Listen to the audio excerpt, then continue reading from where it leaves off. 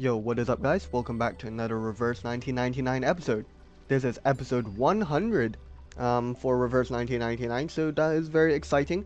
As I said last week, we are going to dedicate this toward doing the Marcus character story, where I can see Greta Hoffman once again, who is of course my favorite character in the game, so that is fantastic. Rest in peace, Madam Hoffman. But yeah, very excited to finally check out Marcus's character story. Um, I would assume that it would provide some information regarding this lighthouse thing that I keep seeing with Marcus, um, which I believe should be related to her past from the era that she came from, which is, I believe, around 1914 or 1915 perhaps, and that would be before. I think it would be. Was it directly before the sixth storm? I believe, which occurred in 1966. So I think, yeah, if I think 1914-ish was like the era where the Madame Boniche and Adele um event was. So back when everything was going on in Paris, and they were going on about the depths of myth and everything with Professor Rousseau and whatnot. But yeah, so it should be around that era. If I'm wrong, my fault. But yeah, that'll be exciting. And yeah, we'll get to see cute Marcus doing her thing, and awesome Greta Hoffman doing her thing. Um, and yeah, what else? I think I wanted to say something else as well. Oh yeah, yeah. I wonder if we'll see any mentions of the orphanage that Marcus came from. Because of course, in back in chapter 6, I believe, or 7, when Greta Hoffman fell, of course, they were revisiting 19, like that same era through like after a couple of storms. So they revisited that era, and if the mission went well and everything, Marcus would have been able to be granted a leave to visit her orphanage back in Romania, but, you know, we all know what happened, and that wasn't able to happen. At least she was able to call home, though, I believe, because, Greta Hoffman managed to find the phone number of that orphanage. I mean, I guess since it's a different era, she would only be, having a phone call with people that she wouldn't technically know anymore, because they got reversed by the storm, by the fifth storm, I believe. Regardless, let's press on with stage one, periodical suffering. What a sinister name to this stage. Also, I believe 3.6 is just around the corner. I seem to have stood still for an eternity, engulfed by a sea of thoughts, kept silent as a cemetery. The three lighthouse keepers on the isles still remain, where they should have long passed into memory. Very cool poem. Oh, hello Marcus. Is this a different avatar? It's been a while since I saw Marcus's avatar, but I'm pretty sure this is a different avatar. Very cute. But yeah, 3.6 is just around the corner. First and last principles, I think, and it's related to Laplace, so that'll be hype. Oh wait, or maybe the avatar is just for her Insight 2 skin, right? Because I think this is her Insight 2 outfit. So much has transpired here upon the Flannan Isles, each and every event etching itself into my consciousness. History of the Flannan Isles. Despite all my installments so far on the history of the Flannan Isles, what I've documented barely scratches the surface. The readers, I believe, share my eagerness for the next issue of the Daydream Post. I cannot let them down. You got this, Marcus. The young lady rubs her eyes and refocuses back to her writing. The history of the Flannan Isles column has to fit in roughly a third of a page, but there are so many stories about the archipelago I've yet to tell. Stories the readers haven't heard. Maybe. Miss Dennehy mentioned that Even the editors have been following the mysteries of the Flannan Isles with intrigue. If I can keep up with that interest, she might allow me an additional section. I mean, that's kind of cool. Marcus is like writing for like the Daydream Post. That's pretty cool. Exactly. That way, I can present our readers with a more comprehensive look at their stories. Okay, here we are. Oh, this is Lighthouse. Livened up, she dives back into her writing. The Flannan Isles, a small island chain in the outer Hebrides of Scotland, have been the subject of rumor for years. Even up to today, many mysteries still remain here. Okay. We're investigating Scotland. Of course, to hear it from the credible authorities, the lighthouse and indeed the whole archipelago were perfectly normal, all except for its 3 vanished lighthouse keepers. Ooh, what could have happened to these people? Speculation over their disappearance drove the public wild, yet the authorities claimed they were simply swept away in a deadly storm. How? Were they all grouped up on like a ship or something? Because if they were guarding their lighthouses, that would make no sense for them to all vanish in the same storm. This, of course, did nothing to convince them. Meanwhile, a sailor claimed to have seen coal-black UFOs over the islands, casting eerie, cold beams of light. Other theories included gargantuan man-eating birds, a bottomless abyss, and so on. Rumors continue to swirl, but the truth remains elusive. The police report, the log entries, and the lack of any recovered bodies, they all scream one thing: this is no simple disappearance. 12 years have passed, yet driven by curiosity, I decided I must visit the islands myself. And there I discovered a never-before-seen logbook. Ooh. The signature on it reads, James, recorded on December 15, 1900. Alright, what's on this logbook? Maybe this can shed some insight. Her pen hangs in midair, like a sail on still water, hesitating to embark on the next line. So much time has passed since the incident, yet the mysteries only seem to multiply. How can I sift through all these story threads? Before setting foot on the islands, I heard other unsettling rumors from the sailors. Ships passing too near often find themselves caught, motionless, on the sea, with eerie and unnatural ooze forming on their decks. These frightful tales have meant that most give this archipelago a wide berth. This is a story worth telling. But... Meanwhile, there's still the matter of the island's lighthouse, which has, through unknown means, been kept in operation for 12 years despite being abandoned. Oh, could it be haunted in some way maybe? Also, wait, wasn't there a lighthouse before as well in 1.2, right? I forgot the name of that patch. It was like Nightmare in the Lake or something. But yeah, I think there was a lighthouse there as well. And that's where we've seen this background, I think. If I failed to include that sort of mystery in my history of the Flannan Isles, I'd surely regret it. Which, of course, leads to the central mystery of them all, the disappearance of the original Lightkeepers in the first place. Spoiled for choices, Marcus is nonetheless in a very briny pickle. An arduous choice lies before the poor girl. History of the Flannan Isles belongs to the island themselves. It's only fair that I treat their stories impartially. To turn down the opportunity to tell any of these stories feel like betraying the truth itself. That makes sense, understandable. She is writing on the newspaper after all, should remain impartial. Her gaze wanders, shifting from one page of notes to another. There it is, a narrow path that she could follow to capture the essence of all these stories. I set the logbook aside, noticing the lighthouse just as its light washes past me. After the disappearances, no one proved willing to station on the Flannan Isles. The alien Moor lighthouse was left unmanned, or so it should have been.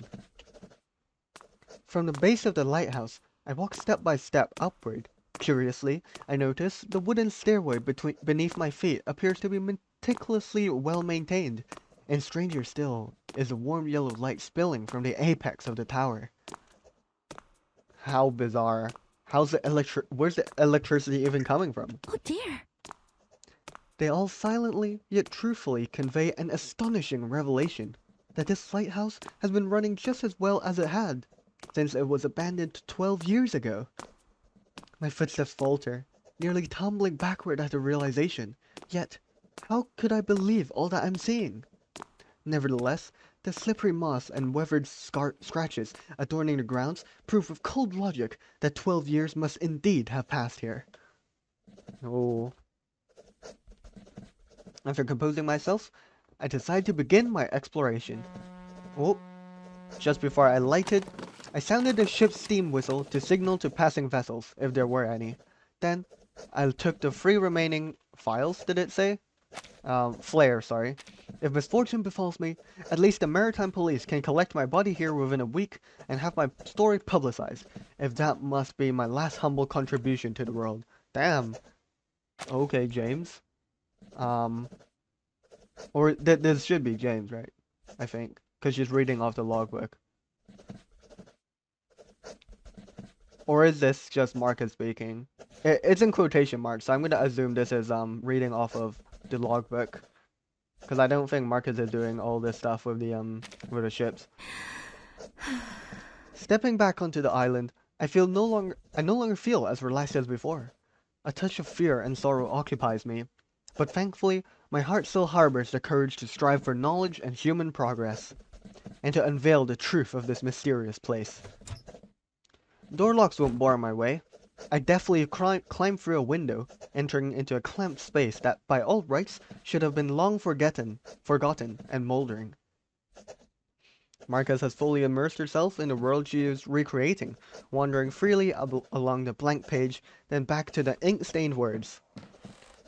The kitchen door is open, though there is naught inside, not even a moldy apple, a rotten orange, nor even a cobweb.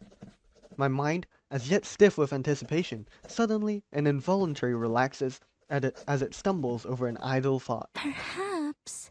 This was nothing more than a prank, if a poorly executed one. Or perhaps a kindly-hearted soul, for the safety of all the ships in the area, made a habit of replacing the lighthouse's lamp and repairing its rusty screws, but bowed by some secret honor, swore to never tell any of his work. That would be pretty cool. But, I find that also quite unlikely. I wonder what could be causing this then. I wonder if there could be like an arcane ritual that's been keeping the lighthouse running. I don't know. Can arcane rituals like just create electricity like that? That'd be cool. But they would probably end up getting like exploited or something for infinite energy. These are, for now, my best theories on the nature of this mystery. Marcus wields her pen with renewed fire, drowning out the sounds around her. Out of obligation, I settled on making a final cursory check before leaving, to think it would mark the beginning of a whole new chapter of this unfolding mystery. Okay. Oh, suspicious door. Inexplicably, I found myself knocking on the bedroom door, stifling a chuckle as I soon realized my folly.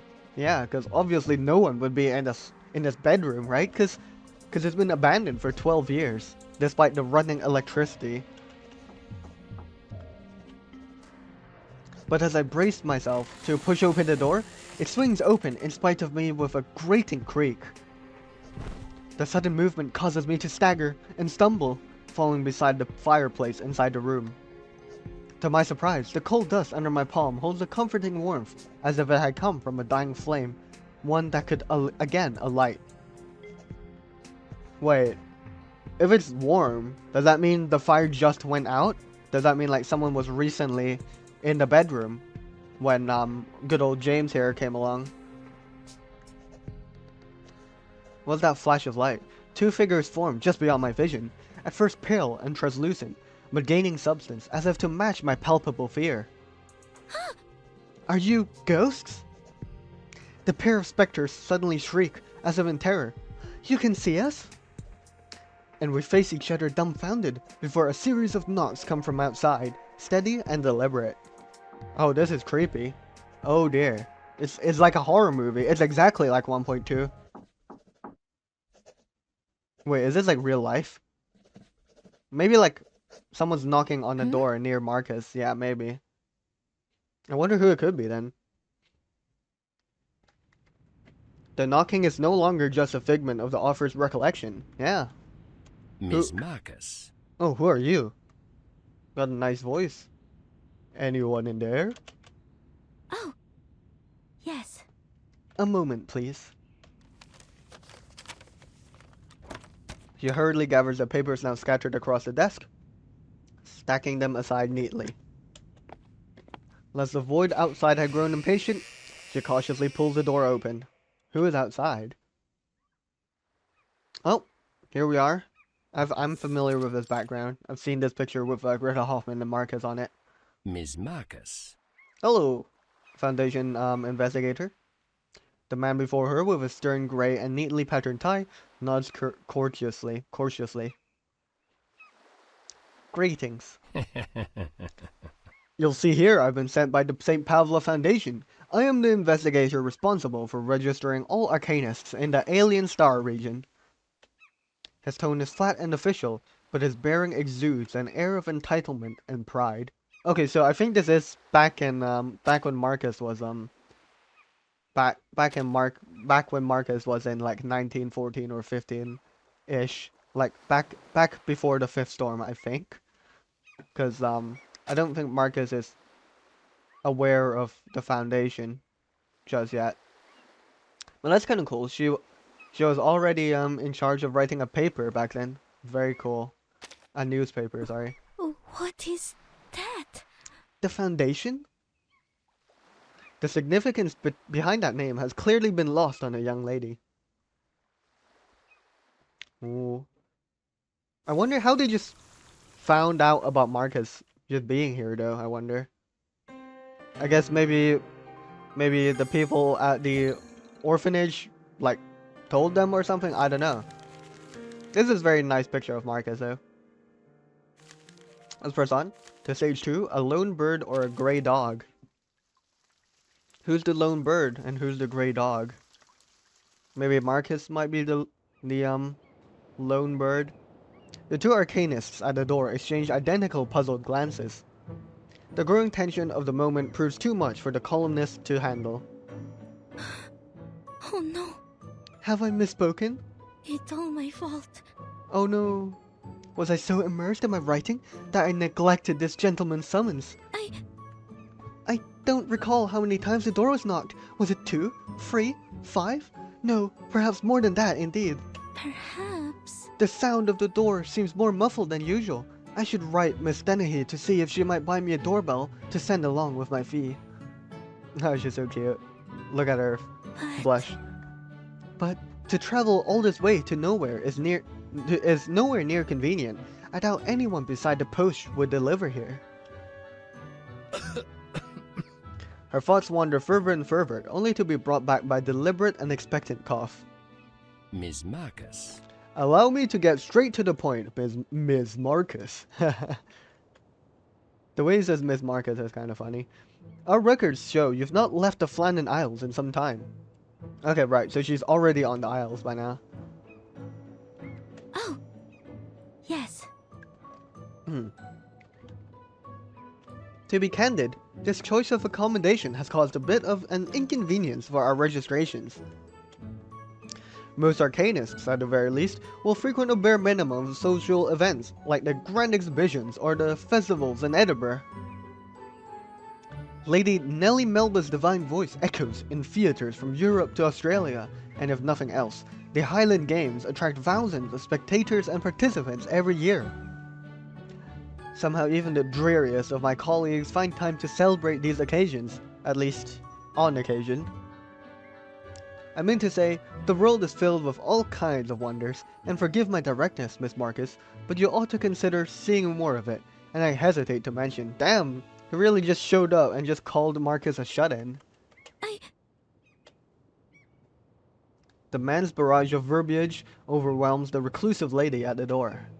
Perhaps. This gentleman has caught some kind of mania, or have I really been isolated on this island too long and forgotten that people are all talkative like this? Calm down, Marcus. You can handle this. Fists clenched, she quietly cheers herself on. Oh, that's hilarious. The current situation calls to mind a page of advice from Introduction to Social Etiquette. Oh, she's quoting a book. Rather than admitting their ignorance on a subject, a cultured person is wise to steer the conversation towards grounds more familiar to both parties.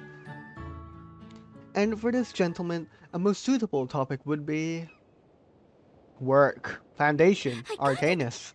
Ah, I have it. What are we gonna be discussing, Marcus? Go ahead. Lifting her head, she realizes she must seize the opportunity to pierce through the man's blabber. Sir?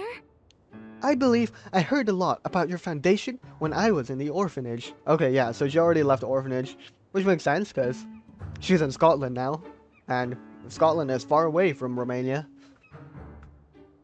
That you were collecting arcanists, particularly children, and that you did so by force. Oh, that's not a good look, is it? It's all because of evil Vice President Constantine. Yeah, blame it all on Constantine. Hashtag I hate Constantine. Some children said people from the Foundation took away their friends. The investigator's face grows somber. Evidently, their conversation had not been going as prescribed by Introduction to Social Etiquette. That much was clear, even to Marcus. Yeah, how dare you kidnap kids? That was a poor excuse for a joke, Ms. Marcus. We are indeed living in a wondrous era, where transgressing social norms has become greatly valued. Rationality, science, freedom, and, with it of course, a progressive sense of humor. I am sure you only meant to appeal to that transgressive humor, but those accusations are quite inappropriate even as a joke. Especially as you haven't officially joined the Foundation yet. No. I don't mean to offend you. It happened in my home country, in Romania. Perhaps things are different here. I probably think not. Regrettably, there's nothing close to applicable in this scenario from her reading of Introduction to Social Etiquette. The heavier blow drops as Marcus at last picks up the man's intention in coming all this way. Trying to recruit her, I think. Wait a moment, sir. Did you just mention something about joining the Foundation? Me? Of course. Of course. Naturally. Is there a problem? Sorry. It's so funny, the voice lines. He adjusts his lapels in both hands as if launching into a well-practiced speech. Ms. Marcus. Ms. Marcus, shall I take it your heart is beating so fast out of excitement? I understand how you feel. Many new colleagues have experienced similar emotions. But please, don't worry. The Foundation has a full-fledged medical support system. Sir? Would you stop for a moment? Her voice trembles as she speaks. I very much appreciate your coming here. I've come to fully understand the importance of the Foundation and its popularity among other people. And, well, of course, I'm grateful for your invitation.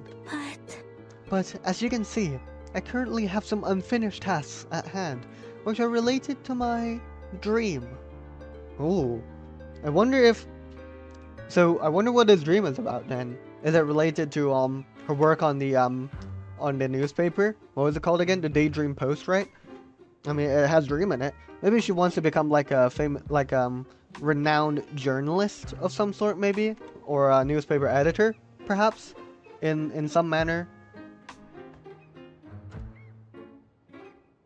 Marcus turns her gaze back, staring at the small corner behind the doorway. Her world of writing. Oh! A dream! Well, might I ask what is your dream, Miss Marcus? The investigator nods knowingly, as if Marcus's response is not at all unexpected. I dream of making people aware of the mysteries of the Flannan Isles, and about the world of Arcanum, and... Aye, well, that is indeed a great aspiration. Buddy, you cut her off. That's pretty mean. You should let her continue on, and let her tell us more about her dreams and aspirations. He steps forward, gesturing toward the boundless sea. Ms. Marcus. But, Ms. Marcus, don't confine yourself to just these islands. Look beyond the horizon. The world out there is full of mysteries waiting for us to explore and uncover. Of course. Of course, and that is precisely what a foundation aims to do. Surely, you wouldn't withhold your contribution to the welfare of humanity and progress of civilization. Oh my god, we're spinning this so hard. This is crazy recruitment tactics out here. No, indeed, this closely aligns with my goals. It's only that... She pauses, swallowing the rest of her unfinished sentence. The investigator comes to the sudden realization as he scrutinizes the girl in the doorway. Oh! Oh, of course. You're a renowned writer, with countless readers awaiting your next piece.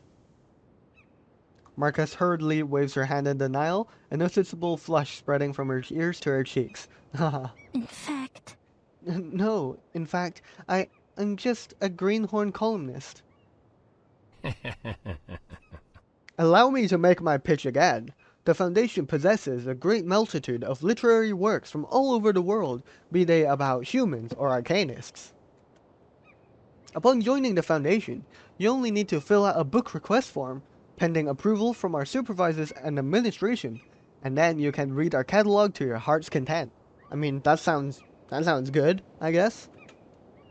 Joining the Foundation would more than serve any writer.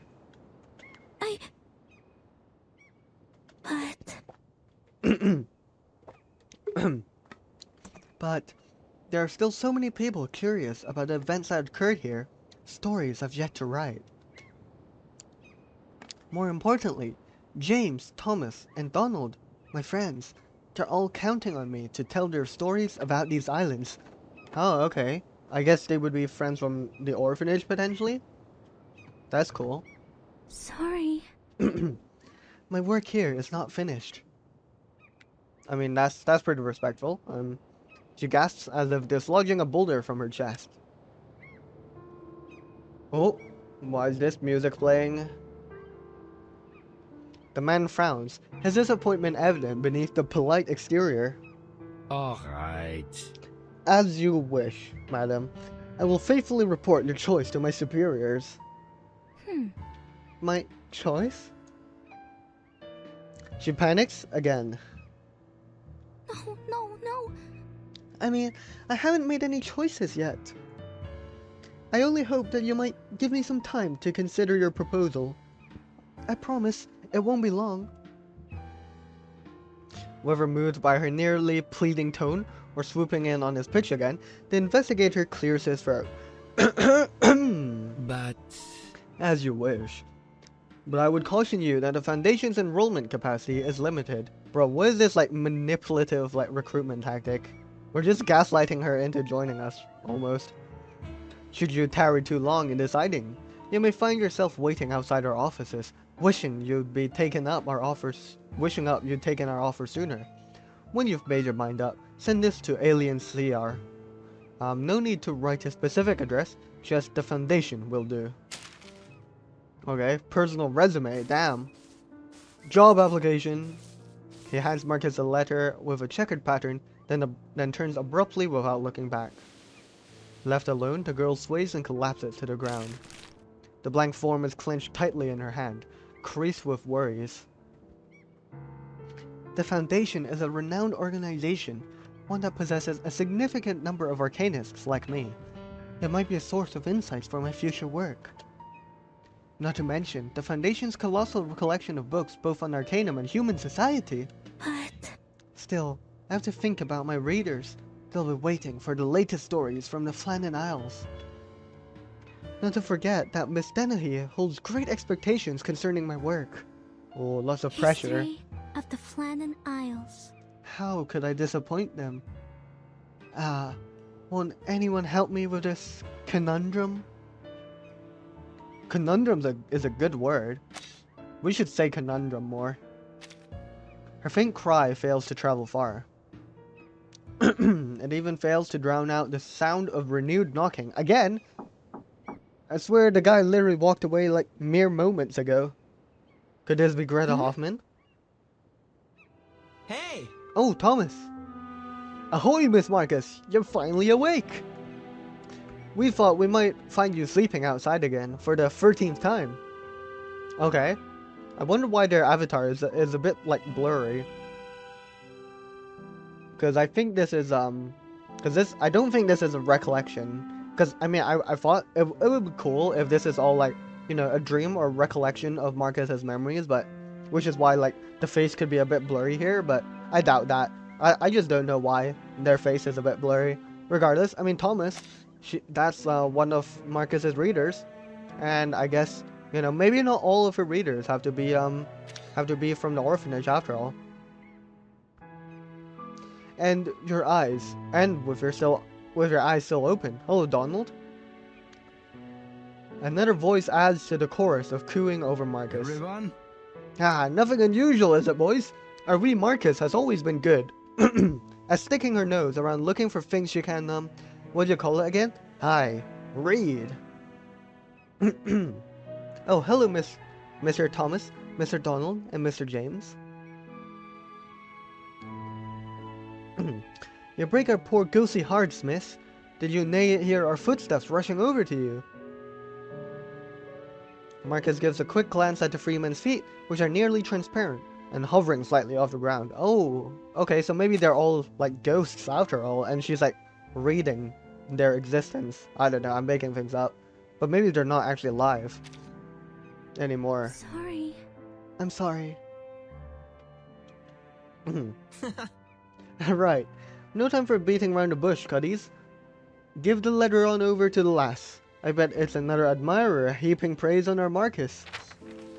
Another letter is handed to Marcus, bearing a pattern familiar to her.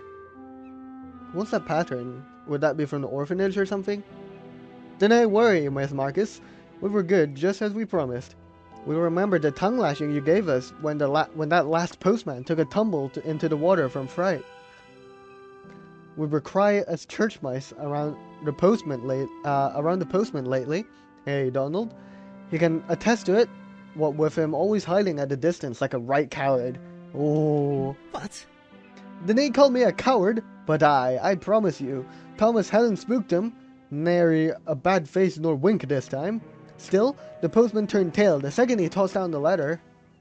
And just what are they so afraid of anyway? They might be afraid of ghosts, perhaps. That might be it. This place, I'd reckon. And that's why we need a wee Marcus and her history of the Flandern Isles to tell our story. That's exactly what our wee Marcus is trying to do. Incredible work, Marcus. What? What's wrong with Marcus? You seem a mite troubled. Something odd about that envelope? Rejection letter. No, we got rejected from like a job or something. How realistic, even though it's like literally a century ago for 2026, literally like 112 years ago or something. Yeah, I can't read this text unfortunately, but we got rejected though. It's a rejection for my 15th edition of History of the Flandern Isles. No! Got rejected 15 times for the edition of the History of the Flandern Isles. That's devastating.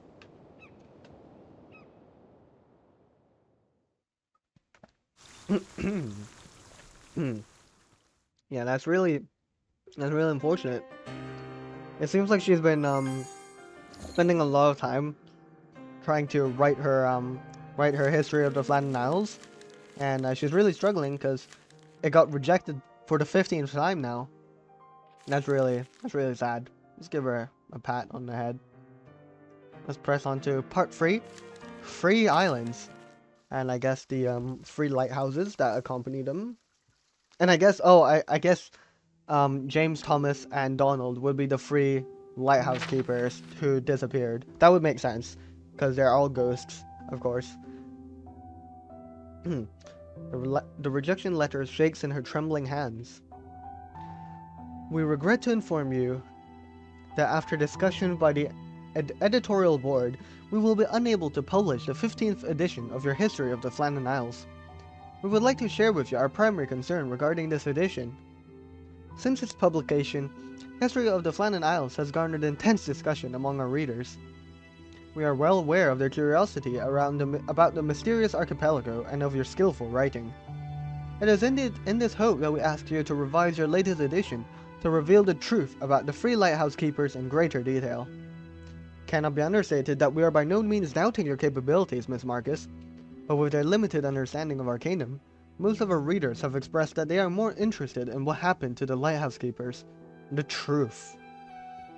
They believe that you can unveil this mystery that has puzzled us for more than a decade and come to a tidy end for the story. Ooh. In light of our decision, we have already reserved some promotional space for History of the Flannan Isles. We look forward to your revised edition. I mean, this is kind of supportive, right? They're like, if you like refine, like some parts in your edition, then you know, they'll go ahead and publish it, and they're even reserving promotional space. So I think that's good, right? Yours faithfully, Dennehy. The letter floats to the ground, falling from a trembling hand.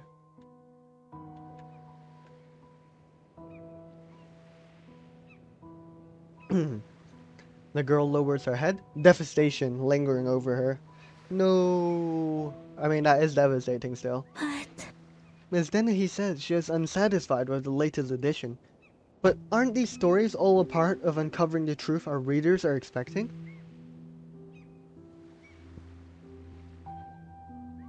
The oddly arranged reef, the ultimate cause of the lighthouse's phenomena. Aren't the readers curious at all? The truth about what happened to the lighthouse keepers. Did I do something wrong? Marcus looks out at the ghosts gathered around her. It seems that the reader are really eager to learn about, it's not the Isles, but your legend. The elder ghost pats Marcus on the shoulder. Marcus. It's not your fault, wee Marcus. You'd think there were naught but spoiled brats left in the world. Aye, but you can't blame them, can you? How could rocks and lighthouses compete with the tale of free-seasoned seafaring spirits? He nods as if he's reluctantly admitting to some truth. Some loyalty they've shown. Up till now, they could nae stop puffing up your work. A brand new approach to documentary literature, a one-of-a-kind writing style, a highly what was it now? A highly immersive reading experience. I mean, hey, that sounds really good, right? For a writer. It's just the editorial board is not aligning with Marcus's like vision, I guess, potentially. And also more about readers as well, I guess. The younger ghost recites the remarks indignantly. They said it themselves, and then in just a blink, our wee Marcus is no longer a what was it they said? A progressive icon of literary trends, or some old song like that. sir, Mr. Thomas, please say no more. in fact, I could never live up to that kind of praise. Besides, there's no denying it. This is a rejection letter. Marcus's cheeks flush in shame, her head lowering deep into her chest. Suddenly, a flood of thoughts flow into her mind. oh dear, The way I boasted to that Foundation gentleman about my work. maybe. Perhaps he was aware of this letter. Maybe he even secretly laughed at my ignorance. Oh, we might be overthinking a bit, Marcus. Could he have passed by the mailbox on the way here? She repeatedly examines the envelope as if seeking confirmation of something. No. Oh, didn't worry, Miss Marcus. The glue on the envelope was intact when we got it. Could nae been opened by anyone else. No, I'm not worried about anything. Still deflating like a punctured balloon, she murmurs to herself. Perhaps. The Foundation investigates any arcanists pending registration. They probably examined every letter set to arrive here recently. Oh, what's this awkward laugh? If so, they might read out this rejection letter at some book club gathering. Then I would become the laughingstock of the entire alien CR. No, the entire United Kingdom. Oh, right. I'll have to write them. Maybe I should ask the Foundation not to report what I boasted about my literary work. But should I really join the Foundation? History of the Flannan Isles. The progress of the history of the Flannan Isles hasn't been quite as smooth as I'd imagined. Perhaps I do need more time to think about this.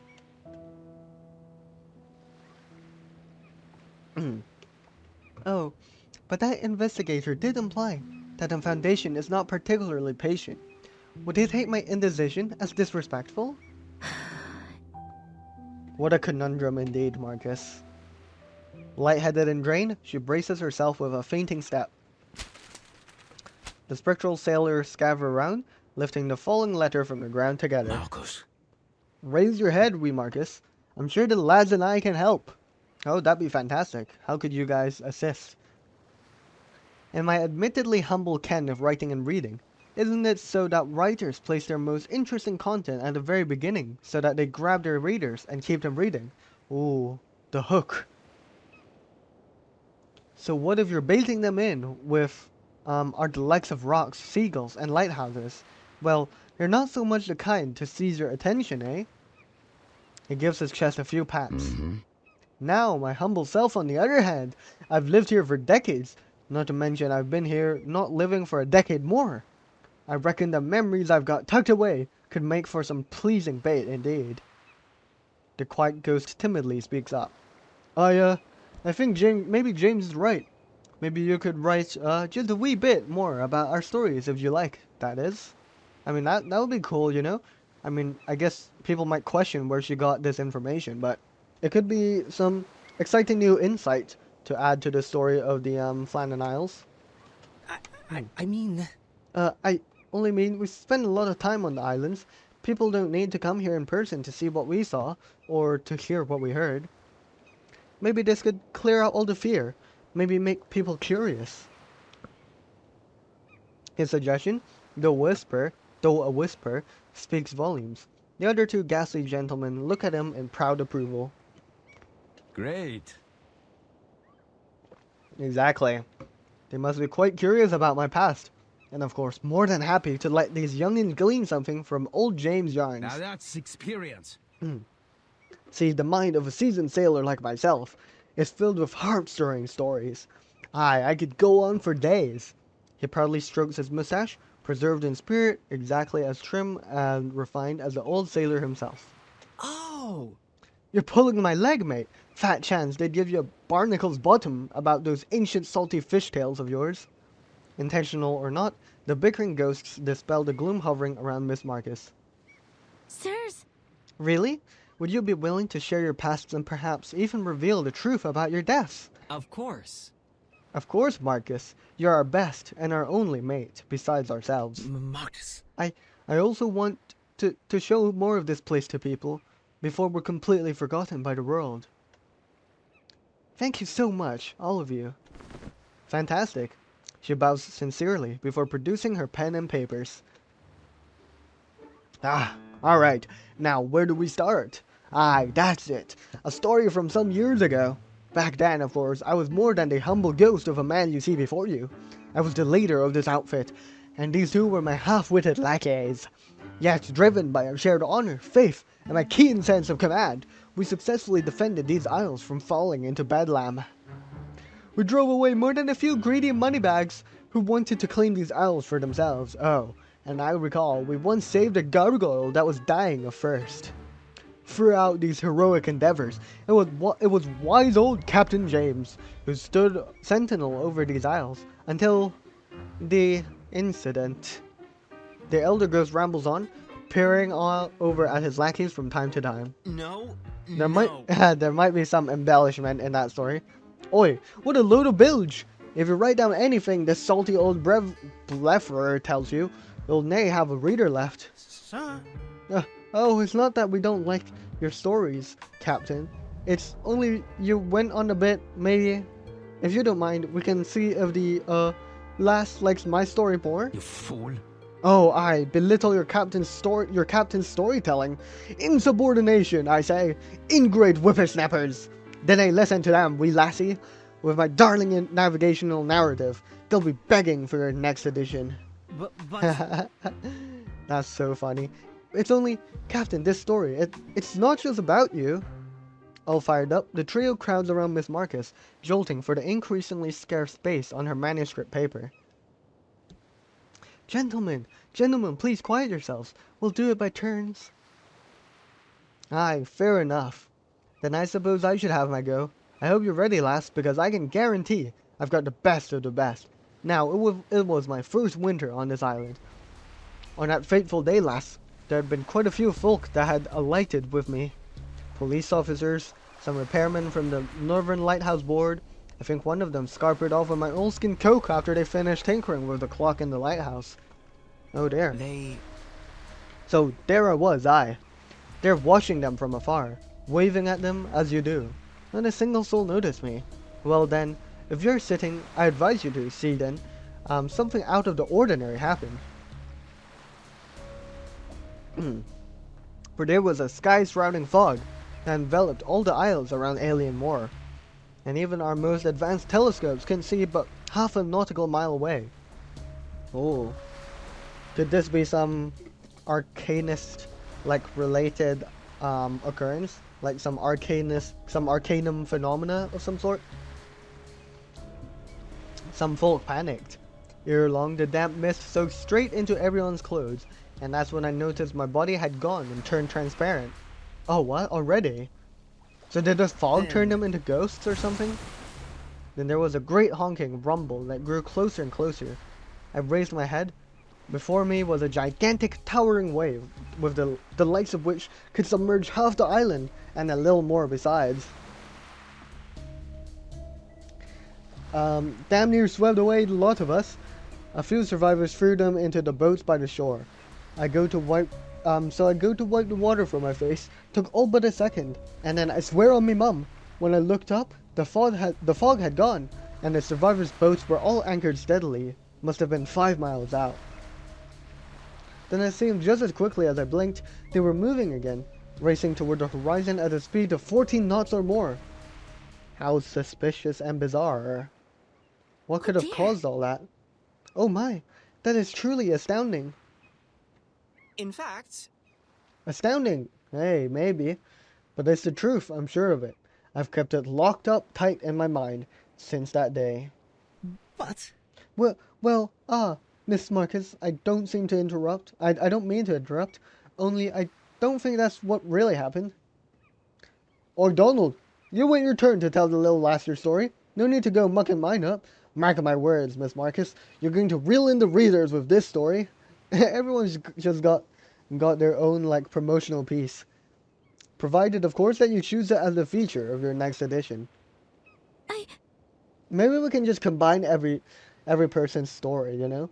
Like, maybe each of their stories have, like, a fragment of the truth, and we can piece them together to like, create a more cohesive and, like, more whole picture of what happened on the Isles back then.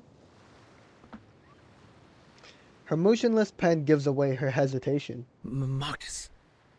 Perhaps you might listen to my story first, Miss Marcus. I mean, she's kind of listened to both of James and Thomas's stories already, so I think your story is kind of last, Donald. Unfortunately for you. When I was a wee barn, my granddad told me a lot of stories about these islands. Only back then, they weren't called the Flannan Isles. Oh. Alien Moor and its 6 nearby islands were all together referred to as the 7 Holy Isles. Someone claimed to have unearthed some skeletons here, and the bones were those of infants, but some claimed they must have belonged to another race. So, For a while, this place was also known as the Pygmies Isles. Pygmies Isle. The emotion carried in this tone is so intense that his ethereal form almost feels corporeal for a second. It was because of these stories that I joined the Northern Lighthouse Board and became an assistant lighthouse keeper here right after I finished my schooling. Damn. So bro must have worked a long time on the lighthouse, because he has like a gray beard and everything. I hope. I hope to uncover the truth about the Pygmies Isle. So, Did you succeed? No.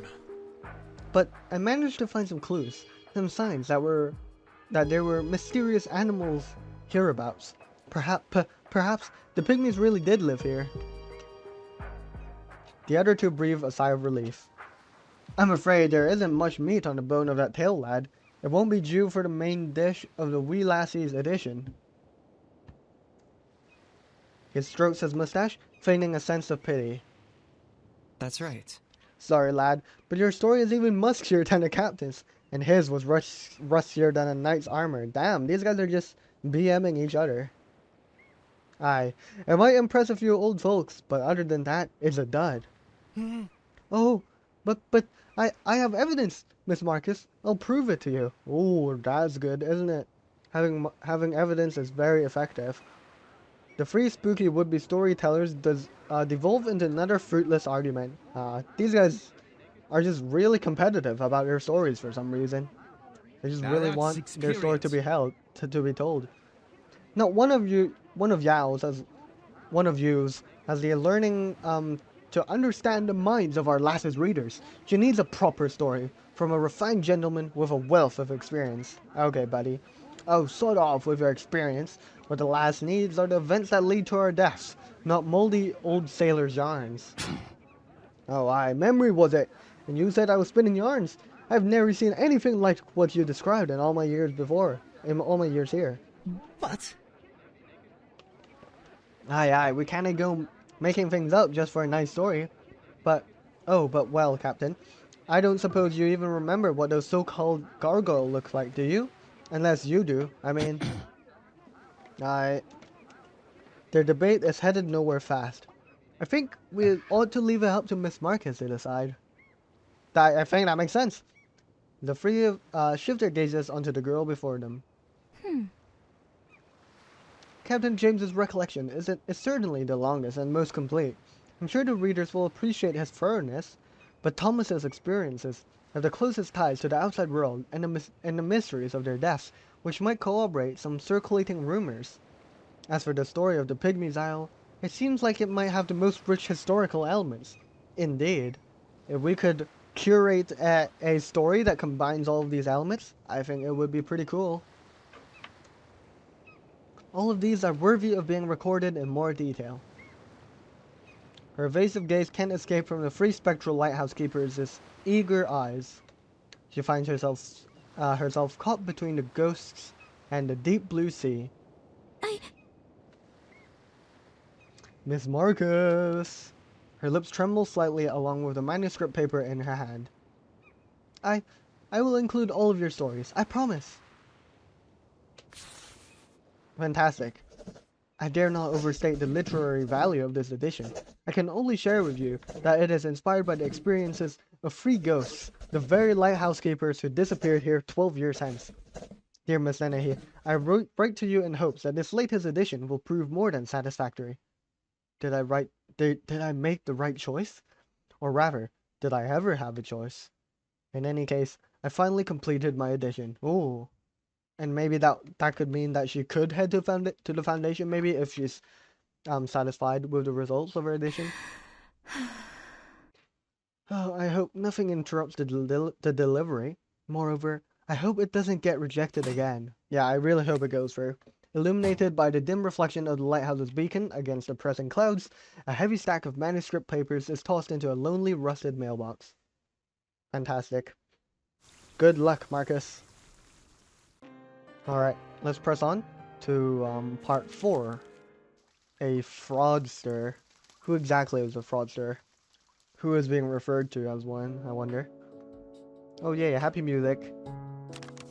A blank page is folded and unfolded again and again. I wonder. Oh, I was about to ask if Marcus gets lonely, from being reclusive in this lighthouse, but I guess she does have the ghosts to keep her company.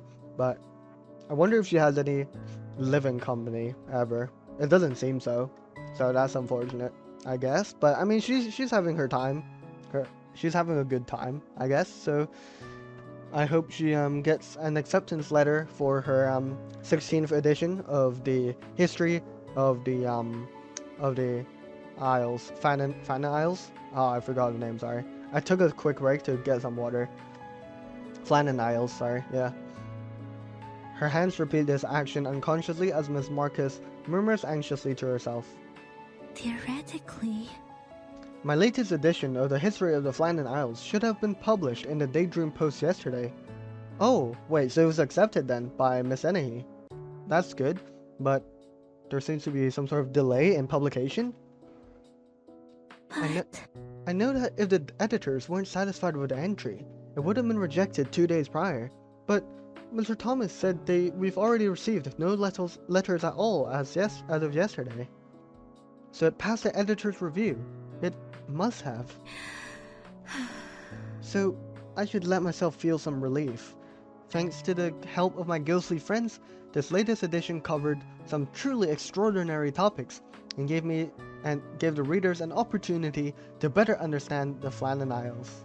Look at her, she's so happy. Maybe it'll even spur a tourism boom for the Flannan Isles. The local council will be very happy for it, I'm sure.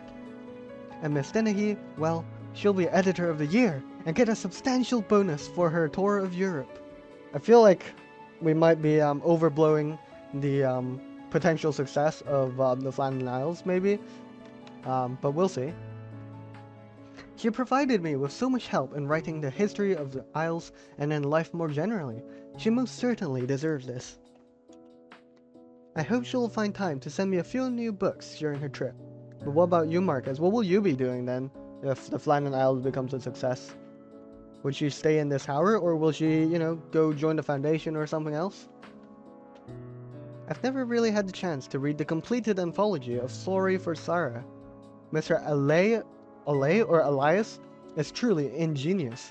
Even just a few excerpts I have from his work have inspired me so much.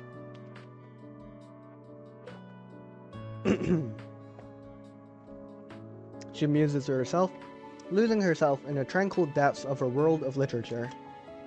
Unfortunately, her moment of tranquility passes all too quickly. Marcus. Miss Marcus, a whole platoon of postmen just got off the ferry. Oh. Somehow unperturbed by the panting ghost popping his head out through the wall, Marcus reaches the meaning behind his message in a sudden rising start. what? A platoon of postmen? Yeah, why are there so many postmen? Are there actually postmen? Like, surely they don't need this many postmen for, delivering mail. Aye, a whole slew of them. The lads and I think it might mean your new edition was a cracking success. Maybe. All those high-nosed hobnobs are probably planning to invite you to give lectures all around the world. Now, didn't go for getting us with your sudden fame. Remember, it was your ghostly mates who got you there. For real, don't forget your day ones, Marcus. Miss Marcus rushes to her coat, and together they speed toward the island's mail drop-off. 3 ghastly gentlemen and 1 gasping girl stand in front of the small mailbox, exchanging anxious looks. Marcus. Ahoy, gentlemen! Miss Marcus, the postman already came and went. Left as soon as they've dropped off these letters. Oh, there's multiple letters. Oh my god, it's overflowing it! It's overflowing with letters. That's it? They didn't ask for any local postcards? Perhaps an autograph from the stars of the latest edition? Well, no. No, I suppose I didn't want to spook them, since Miss Marcus asked us not to. Everyone? Oh, why? They were the ones spooked, eh? Just as well, lad. We'll need some time to adjust to our new lives as undead celebrities. Now stiffen up. Only a landsman gets nervous after over a little rising tide. These letters are all for me? Yeah, I mean, 1, 2, 3, 4, 5, 6, 7, 8, 9 just in this picture. And there's probably more inside there. The ghosts nod in unison. It can only be, we miss. You've most certainly written a fine piece. Only natural that it might bring about a bit of zealotry. But Still, there are so many letters. Fantastic, I'm so glad for her. After adjusting her scarf in an attempt to cover the flush of her cheeks, she reaches over quickly for one of the letters. But as she opens it, the words within leave her painfully stunned. Oh no! Oh dear. I want to apologize for my candor, writing to you as a fan of the much celebrated writer of the history of Flannan Isles. Oh dear. But I feel I must express my disappointment, not just for myself, but for the thousands of other readers who now feeling equally deceived. What? When I first read your column, I was captivated by its vivid psychological descriptions and the detailed introductions, prompting me to buy issue after issue of the magazine, and even recommend it to my friends and family. Yet, I see now you and your publisher have concocted a massive fraud, leading us to a long con to rob us of any satisfaction. Oh my god! What the hell? What has happened? Her hand freezes in place, unable or unwilling to turn a page. The Daydream Post never stopped praising the upcoming edition of History of the Flannan Isles. They claimed that it would finally lift a cloud of mystery looming over the Flannan Isles once and for all. I waited eagerly for almost a week for this vaunted new edition that was supposed to unveil all mysteries, only for you to introduce some sad old captain with a ghost story, an overly foggy day, followed by some island-swallowing wave, and then a bit of old history about these 7 holy isles. And nothing else. You claim these ghosts have spent more than 12 years on this island, yet you still do not provide a shred of explanation concerning their disappearance, or why is it they became ghosts. You take the word of these ghosts at face value, but are their memories even reliable? Do they have any credible evidence? Oh dear. The readers are not happy. They were expecting the truth of these mysteries to be revealed, and I guess they only experienced these stories of these 3 old lads here, and they were not happy at all. If these are truly ghosts, then why can't they tell us where their missing bodies are? How can you possibly prove this isn't just another Arcanist rambling about her own fairy tales? You try to obfuscate the hard questions with these twisted yarns, but all you've done is create more mysteries, stretching them out like old taffy. But I see through it. You never had any intention to conclude the story. You've been stringing us along the whole time. Oh dear. You, madame, are nothing but a fraudster. Oh dear, this is absolutely devastating news. Marcus stands still, her mouth agape, unable to make a sound. This letter is truly terrible. Maybe it's a joke, just like those awful pranks Captain James and Thomas sometimes play on me. Now, steady on, wee Miss Marcus. It's but a wide shot across the bow. Don't mistake it for a barrage. The rest of these are sure to be glowing reviews. I agree. Aye, the old foghorn's right. Every twee lass or lad thinks he's a critic these days. Let's leave it to professionals, eh? Where's that letter from Miss Denny? If anyone knows what way the wind's blowing, it'll be her. In a daze, Marcus rummages through the pile of letters as if seeking a life preserver in a stormy sea. Soon enough, she finds what she is looking for. Editor's words. Dear Miss Marcus, our illustrious writer for the history of the Flannan Isles column.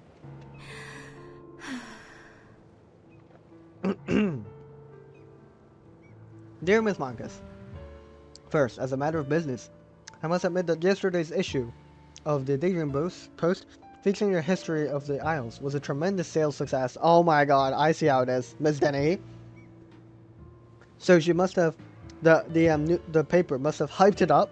They hyped up Marcus's next edition so hard, but they must have reviewed it, but they didn't reject it. So they were playing Marcus then, surely. But that's strange, because their previous feedback was actually constructive and asking her to answer these mysteries, but then they hyped everyone up as if she was going to answer all of those questions, but then she didn't. So sales-wise, it was a commercial success because everyone's like hyped up about it. So they're all going to buy it to learn about what really happened to um, all these lighthouse keepers, right? Like what happened to them. But then they get immensely disappointed afterwards. But they still bought it in the first place, so that's why it was a sales success. Spurred on by the delay caused by her previous edition, it seemed the journal was sold out within hours by her eager readers. Well, we'd only just started on a second printing before a group of frenzied readers stormed up to our office. They were waving their arms, shouting things like, "Refund! This is a fraud! This is fraud!" And one particularly exuberant fellow claimed he'd be writing to the Prime Minister to report you. Oh my god. After communicating with them, we realized they were all loyal readers of the History of the Flannan Isles. They called your History of the Isles a premeditated scam disguised as a documentary. They accused us of conspiring with you to deceive everyone. What absurd allegations! They even redirected their dissatisfaction with the History of the Isles onto us, a small-time publishing house. Oh, they're playing victim! They're playing victim now!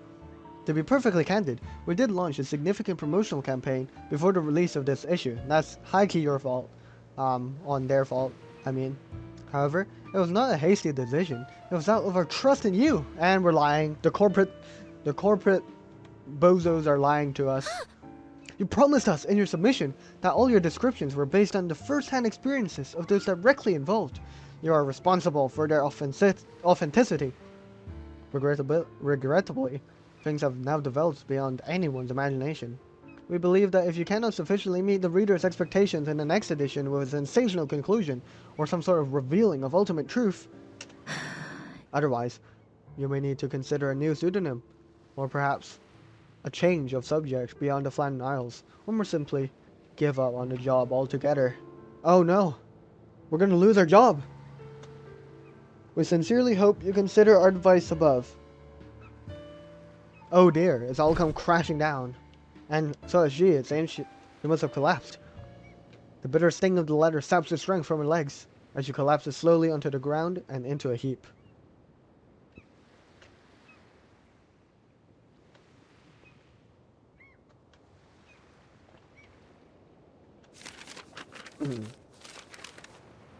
The ghosts attempt, as best they can, to make out what the rest of the letters hold. It is despicable that you would abuse the sacred power of the pen to promote this bizarre so-called arcanum, and how much worse for its plotting, unconnected narrative. If anything at all of what you said was true, it would only mean our world had gone mad. No. Wrong letter. Sorry, lass. He feigns a soft bombing whistle as he tosses the letter aside. Marcus. Allow me, Miss Marcus. If my years have proved of any use at all, it has been in discerning truth from slander. I wish to extend my congratulations to the author for what must have been a handsome fee you earned yourself with your talents, chief of which must be in huckstering and forgery. I pray you'll fare well during the coming police interrogations for this fraud of an edition. Hopefully, they'll be trained to make sense of this arcanist tact. Apologies.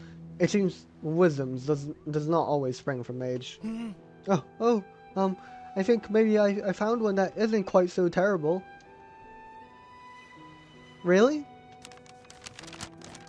Dear author, I wanted you to know that I fully understood the deep meaning behind this publication. It is crystal clear that you drew inspiration from the stories of Penelope and the Naiades, as you prepared for us an endless tapestry and a bottomless bucket. I'm so glad to be able to bear witness to what you've created. A torture to the senses which has left me wishing to swap places with Tantalus himself. Oh my god. Tantalus is like the god of death, I think, in Greek mythology. So long, and good riddance to your interminable stories. Sorry. Sorry, Miss Marcus. I was never much for reading. Was that not good? Thank you all the same, Donald. She nods weakly toward Donald. Then, in a slow fall, to match the crashing waves against the shore, she collapses completely to the ground. It's over, guys. We are fully cooked. We're just cooked. How do we recover from this situation? That was completely devastating. Man. Well, that's truly unfortunate. Hopefully we can come back from this though. Let's press on to part 5. The protagonists. So I would assume that would refer to the free lighthouse keepers. Maybe we can discern some truth. Oh my god, do we have like a crowd of reporters outside our door? What's going on here? The ghosts clump together anxiously in the dim room. Or maybe it's just them making all this noise. Marcus sits up in bed after a struggle, the harrowing words in those letters still riving through her. All coming together in a catastrophic clash of anxiety, dread, and helplessness. The nearby voices grow louder, dragging her out from one kind of havoc to the next. I'm dreadfully sorry, lass. But let's get on to righting the ship. We cannot bilge the water if we didn't find the holes. It is evident to me that our failure must be laid on Mr. Thomas. It's very clear that it's far-fetched tales that set your readers off. No, I think they just don't care about your good old stories, James. And Thomas's bizarre tale of the fog. And what was Donald's about? I guess they don't care much about the history of the Seven Isles either. Damn. They want to know how you guys died, bro. Like, I mean, you guys are ghosts. Hopefully you guys know how you died. Everyone? I can't imagine anyone wasting their precious time reading something so bizarre and fanciful, the likes of which surely spoiled many an afternoon tea. I don't, like, James and Thomas thus far seem pretty, like, they just seem to love blaming each other, to be honest. Donald just seems a bit more timid. So Donald's just more timid and doesn't participate as much in their, like, you know, conflicts. He crosses his arms, turning with a vexed expression to his compatriot. No. Oh, it was my part, eh? And here I thought the captain goes down with the ship. In fact... Didn't you hear what the wee miss had to say? Her readers want positivity and progress, not ancient prattle. It was your bit that steered us into onto the rocks. Those yarns of yours were so long, they'd nearly fit into my granny's attic. Miss Marcus's readers probably nodded off halfway through. Oh, why not you like? What do you know of storytelling, eh? I bet you didn't even know your Shakespeare from your Shelley. James's translucent face turns red with anger, his mustache bristling. So stop, please, both of you. Sirs, Please calm down, gentlemen. Let's hear what Donald has to say.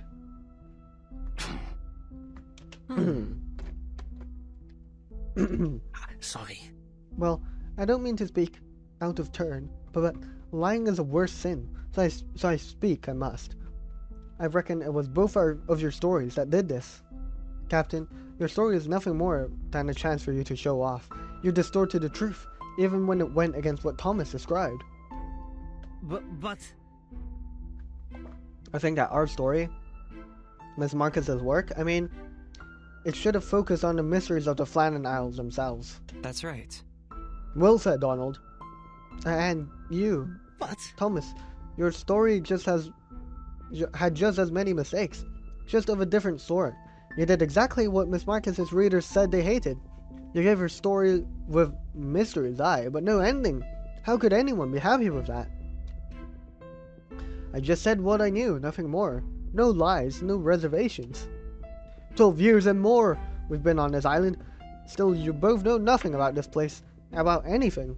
And you didn't have at least the wits to trust someone with experience. Marcus. Actually, Miss Marcus, I'm afraid, well, this isn't our fault entirely either. Oh my god, we're starting to blame Miss Marcus as well. You're blaming me? Well, blame? No. Only you were the one who wrote down our stories. We're not writers, miss. We didn't know what bits are important or how to finish the story. Maybe your readers are angry for good reason. Maybe you should have based the edition on what I said about the Holy Isles and the Pygmies. Then you could have given them a proper investigation, something to really talk about. So now we see Donald. If only we had listened to you, eh? Not so noble now, eh? Face it, lad, that story of yours was weaker than watered-down whiskey. Great. Thomas is right, laddie. Though only inasmuch as they say about broken clocks.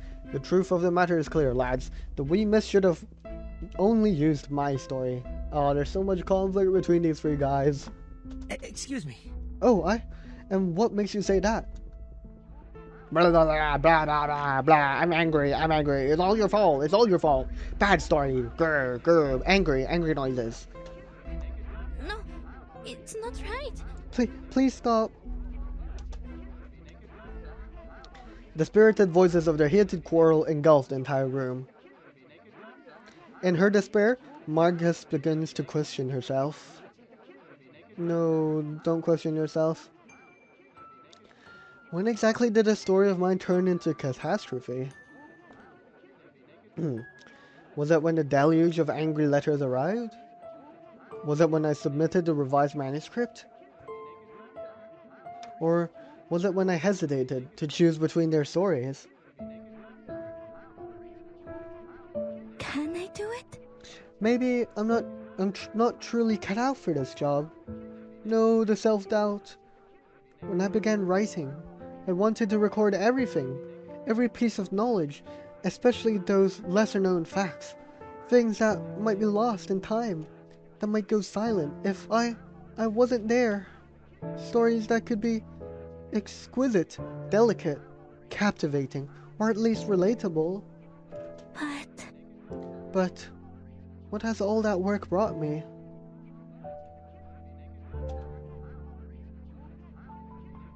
As Marcus closes her eyes, agonizing memories flash over the theater of her mind mercilessly.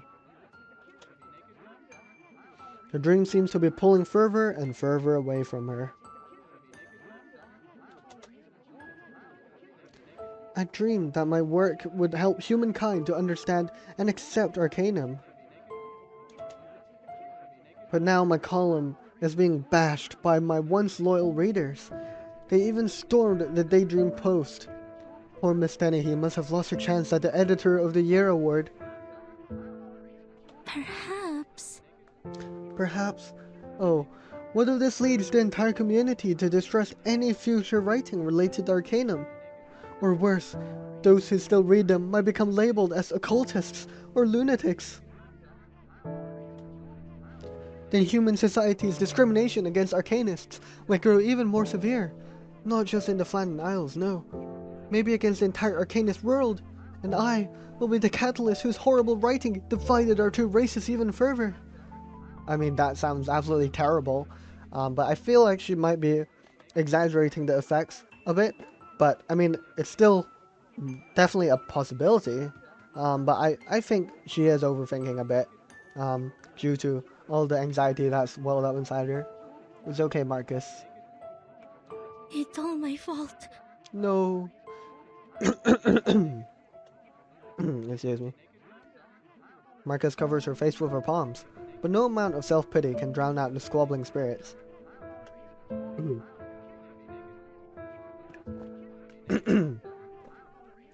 I only hope to alleviate their loneliness by reading this island and documenting its stories.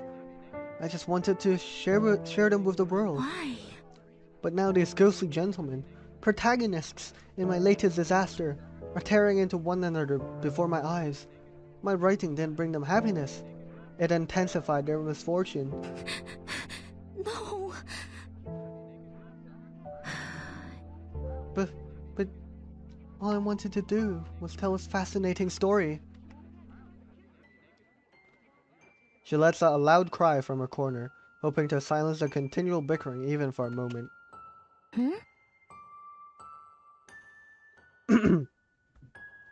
To her surprise, the argument stops indeed. Did that actually work? Hey! Oi, pick yourself up, Marcus. Someone's at the door. Madam Hoffman, is that you? Please, please, please, please. The girl comes back to her senses, pulling herself to the door by will alone.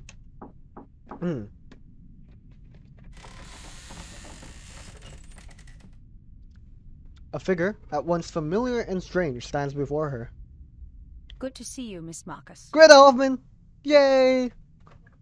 Let's go! Oh my god.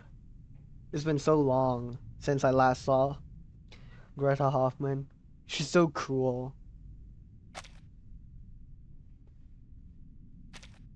Good morning, madam. My name is Hoffman, and I've come a long way to see you. Oh my god. To be continued. Oh my god, she's here, guys. She's here. I'm so happy.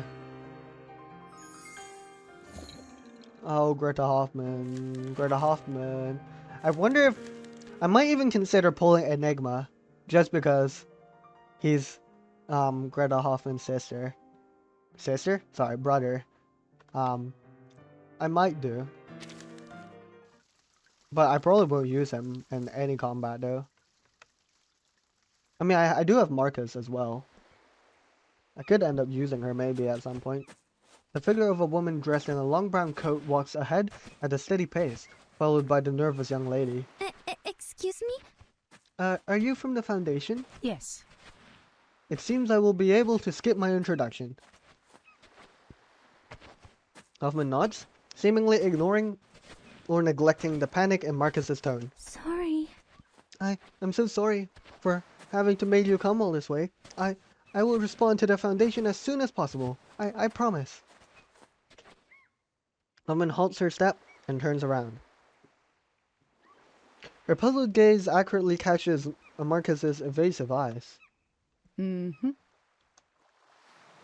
Does she not know that the Foundation tried pressuring her into joining? The Foundation's application has been approved by the local government. From today onward, a small portion of this archipelago will be set aside for our use as an experimentation site. Oh, really? Interesting. Experiments? Yes. For an upcoming observation project, jointly operated between the Foundation and Laplace. It involves a new Arcanist theory. Am I not supposed to know about this? Marcus takes a few steps back with a flinch. No problem. No, it's not confidential. Laplace does not intend to keep its work here a secret. Observation project. Laplace. Emerging Arcanist theory. I got it! Oh, I think I've read about this before. The study of ley lines? Windsong mentioned... Yes. Correct. Laplace published a theory in their second edition of the Frontier of Times journal. Based on some basic introductions, of course. Nothing monumental. I mean, we kind of know what eventually becomes of ley lines. By the time Windsong was studying it, it has already been diminished into like an extremely niche field with like 5 practitioners or something.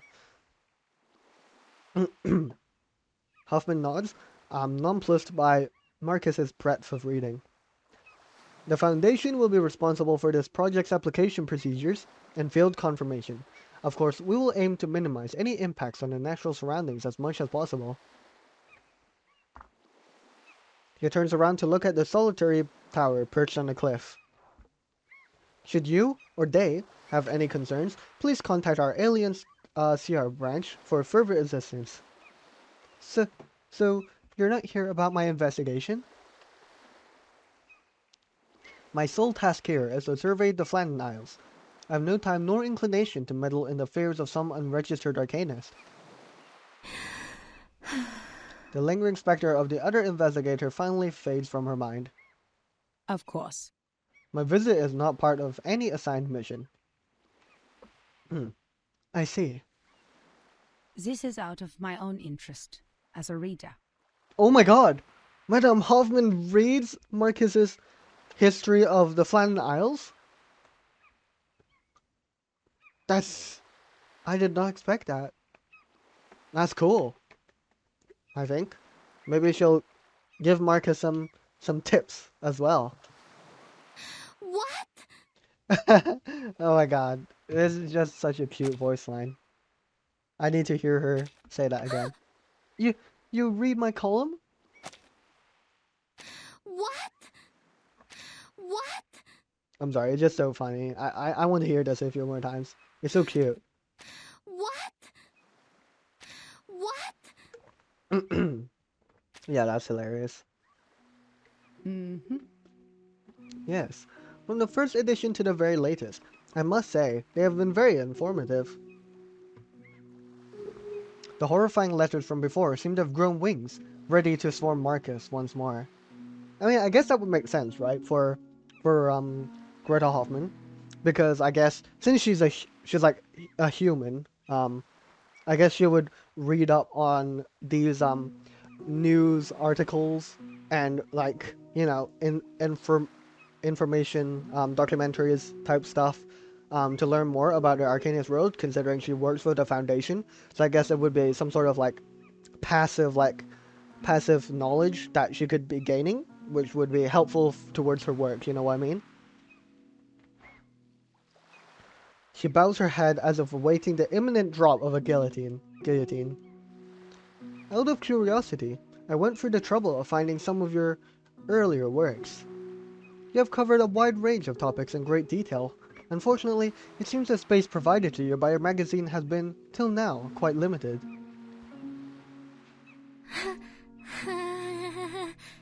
Oh, those. They weren't much. Just a few jottings, really. I thought nobody remembered them. Though her body feels stiff, Marcus forces out an awkward smile. Arcanum and Lighthouse Lens Maintenance. Do you remember this article? That was my first submission after arriving in the Flannan Isles from Romania. Hoffman nods, indifferent to the nearly overwhelming blush on Marcus's cheeks. The way you relay the specifics of lighthouse keeping with such great enthusiasm, it was as if you felt it had something to offer to every reader. The internal structure, differences in lighthouse design in various locales, the evolution of light sources, advancements in lamp maintenance, even the ideal number of lighthouse keepers. Incredible work, Frankly, Marcus. I found it perhaps a little overwrought, but still undoubtedly worth reading. I'm sorry, Her expression was then, changed if as well. She was like initially like worried, Marcus's expression, and then like she got confused by the time it went to. Dear friends, imagine a flame that requires no fuel, immune to extinguishing no matter in cold wind or heavy rain, and shines bright enough to illuminate the sea even through the thickest of fog.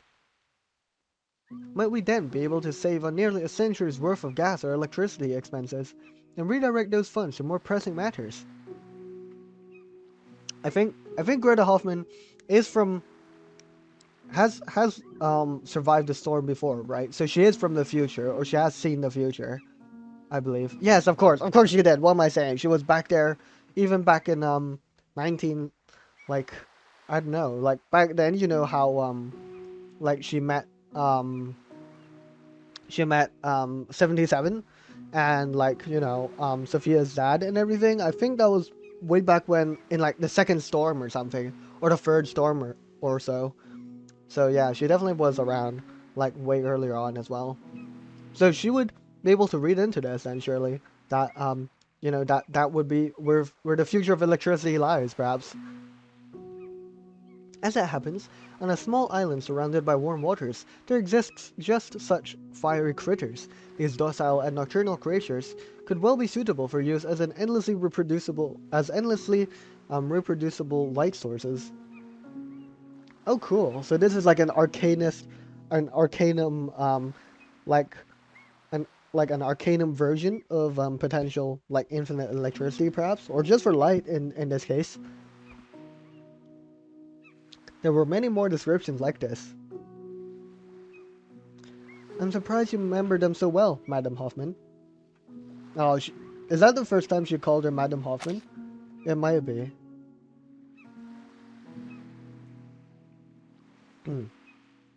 Regardless, Miss Marcus.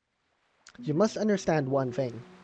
Though discrimination against arcanists has become less severe in our era, it remains for most humans an ingrained habit. One that won't change overnight.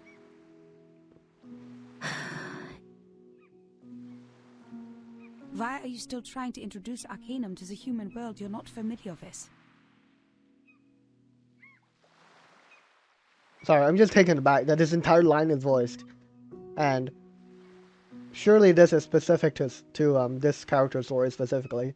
I still don't get why some, like, there are like select lines that are fully voiced that I'm pretty sure are only in character stories.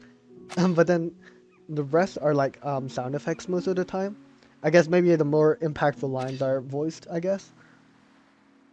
Marcus falls silent for a while, her previous blush turning into a cold sweat. Oh dear, she feels like she's getting interrogated, but I feel like Madame Hoffman is asking this like, kind of like, I know her tone sounded a bit like accusatory. Why are you still trying to introduce Arcanum to the human world you're not familiar with? Yeah, I know it sounds a bit accusatory, but maybe she's interested as to why Marcus, as an Arcanist, would still want to share this information about Arcanum towards the human world, you know? Because there's this inherent discrimination that's existed between the races for like so long in history. Her unspoken thoughts, aspirations as writer, and her inner struggles, it felt as though this Hoffman saw through them all. Yet, feeling as though she had been spared the headman's axe for today at least, she raised her eyes upwards. I suppose that's a valid question. Perhaps I am too naive. In fact, For me, I've always seen the world as just a kind of puzzle book. Perplexing riddles, obscure words, and bewildering images. One I was happy to keep at a distance, even if it had many pleasant aspects. Human sides, progressive ideologies, arcanist sports, various newly discovered critters, and many, many more. I wanted to share those things, the pleasant ones. They deserve to be known by more people, whether humans or arcanists. Very admirable, Marcus. Her voice is trembling, yet grows more resolute on each word. if I keep reading, I'll eventually find the answers to everything. I can introduce human arts and crafts to the Arcanists and demystify Arcanist fables and legends for the humans. That's incredible, Marcus. It's even more incredible that his voice as well. I'll be the bridge between humans and Arcanists, helping them understand one another. That's amazing, Marcus. That's a great aspiration. I'm very proud of you. This kind of reminds me of something. It's like an idea that I'm also experiencing in Punishing Grey Raven. I've only started playing last week, but yeah, I've just been enjoying the story, and in that they were also talking about trying to bridge the gaps between humans and constructs, which are kind of like, I guess, androids, to put it simply, androids with like human consciousness inside of them. But yeah, they're also talking about bridging between these two types of beings, I guess. And you know, it would just be great if both sides could all just be nice to each other and understand each other and work together towards reaching greater heights together, you know? Wouldn't that be fantastic? I approve of your aspirations, Marcus. Oh dear. Did I say all that out loud? She awkwardly gasps, trying to take in a great puff of the fresh sea air, her face flushing red from ear to ear. Oh, claps. Very respectable. Still, a gentle but intentional clap of applause follows. That is a great aspiration, Miss Marcus. Exactly. Very respectful of that aspiration from me as well. The Why did she only say the? The Foundation has been working toward the very same goal. Thank you for your kind words, Madame Hoffman. Yet the catastrophe flashes through her mind once more, plunging her back into the cold reality. In fact, Only, it seems my writing has done nothing but push me further from my goal. Not only have I failed to demystify Arcanum, I failed my publisher's expectation and my readers. I couldn't even write a serviceable story. Ah, you mean this edition? Hoffman produces a folded magazine. The images of the Flandin Isles on it coldly clutch at Marcus's heart. You didn't throw it away? You underestimate yourself, Miss Marcus. The story isn't as hopeless as you think. I don't quite understand what you mean. Her breath quickens. Madam Hoffman, Are you saying that I might still be able to turn this story around? The readers. Humans often read things differently from arcanists. What arcanists consider perspicuous may, on the contrary, read as unfathomable to humans. Compared to the wild, divergent way of thinking of arcanists, humans are more inclined towards concrete solutions backed by hard evidence. After arriving here, I quickly grasped the gap in thinking between yourself and the human readers of the history of the Flannan Isles. To begin with, just how many people do you think are aware of the existence of ghosts? Marcus stops in place as she goes over Hoffman's unexpectedly stunning question. Well, I understand the story of a brown lady of Raynham Hall is widespread. Many people have tried to find her. Meanwhile, the ghosts of the Graham Mansion are probably only known to the Scottish people. The White Lady is quite famous in Germany, but people mostly tell her stories to scare children. Good. Ah, so now you see it, don't you, Miss Marcus? History of the Flannan Isles is published in the Daydream Post historical column. For most of its audience, the existence of ghosts is beyond far-fetched. For you to adapt the stories of free ghosts without ever taking the time to explain the ghosts themselves to your readers, well, isn't it any wonder so many doubted you? The readers. Your readers couldn't see and understand your ghost friends as you do, nor could they have realized these ghosts were nearly as equally about the truths of the Flannan Isles as anyone else. The readers follow the ghosts throughout the story, but never got to know them. They also couldn't fully understand the parts on Arcanum. The readers didn't feel engaged. Thank you, Madam Hoffman, for your helpful insights and feedback. Hoffman puts away the magazine.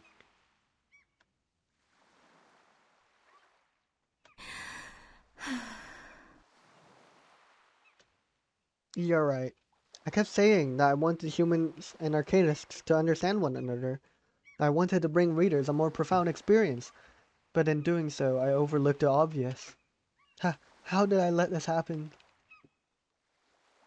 A strong sense of regret surges up to her throat involuntarily.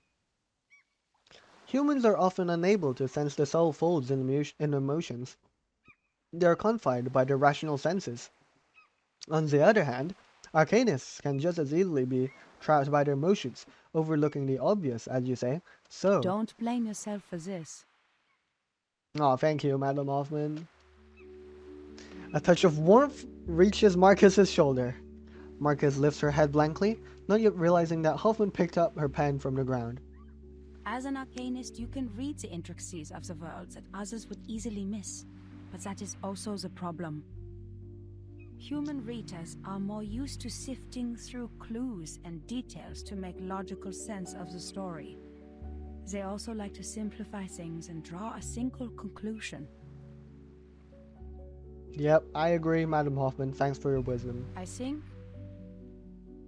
If you would permit me to offer some editorial advice for your history of the Flannan Isles, I have a suggestion.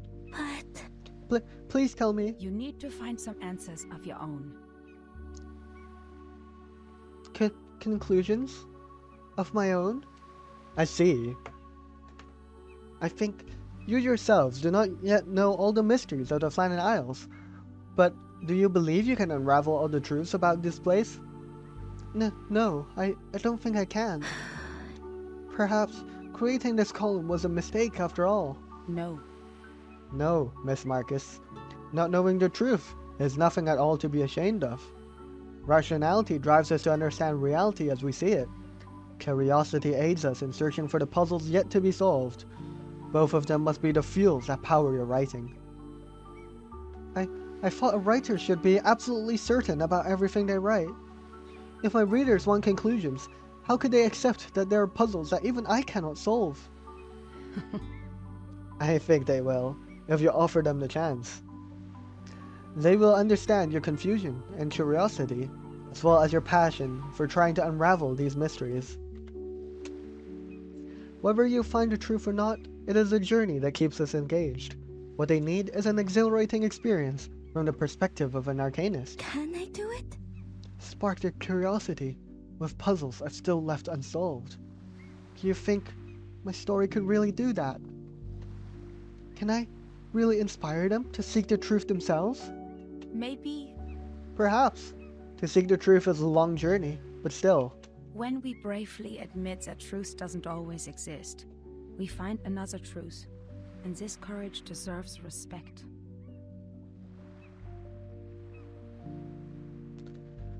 The sun isn't any brighter than usual, nestled under the blanket of the cloudy sea and air.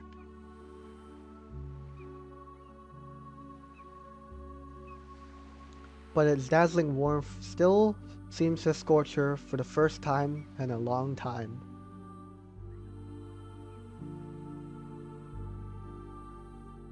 Madam Hoffman? Didn't stay long. But she left behind a journal filled with her comments and suggestions, and an address as concise as she was. To a nameless small island near the Flannan Isles, where Madam Hoffman said she will continue her work for a few weeks before returning to the Foundation. She also spoke with me about joining the Foundation before she left. But... For the time being, I still felt I had more pressing matters to attend to. I picked up my pen and courage again to face up my catastrophe and overcome it. I took Madam Hoffman's advice to heart. My writing was no longer crammed with every detail until I began to scribble in the margins and between the rows. This revision was, quite frankly, an extensive overhaul. The gentleman ghosts voiced some overly eager protests despite my repeated apologies. But Madam Hoffman's comments and suggestions instilled great courage in me. And finally, I completed it. The 17th edition of the History of the Flannan Isles. Good luck, Marcus. To be continued. Alright, let's press on to the next part.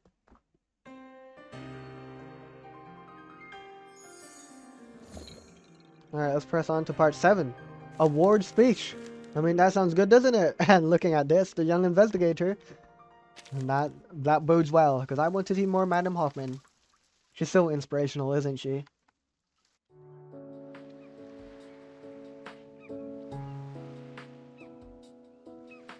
The lighthouse illuminates its surroundings, faithful and steady as always. The waves lash against the rocky shore, and the three ghostly gentlemen are in the midst of a merry uproar. A soothing sea brushes past Marcus like a long-lost friend. Everything before her is familiar yet surreal. Sirs, So, gentlemen, have you stopped arguing? Hey! Look is here, mates, and the last is sight for the dead eyes, and the last is sight for dead eyes. The three surround Marcus with delicate kindness, as if encircling a flower that has finally bloomed. We thought you might not want to be friends with us after all our arguing. sorry. No, I'm sorry. It was just that it took a little extra time for me to prepare the new edition for my history of the Flannan Isles. But at last, I finally completed my final draft and sent it along to Miss Dennehy. Hopefully, I haven't made her wait too long as well. A pair of transparent hands gently passed Marcus's shoulder. Marcus. We know what you've been through, lassie. Without your perseverance and talent, winning back those readers would have been impossible. And a spot more courage than a sailor betting the last of his pay in Monte Carlo.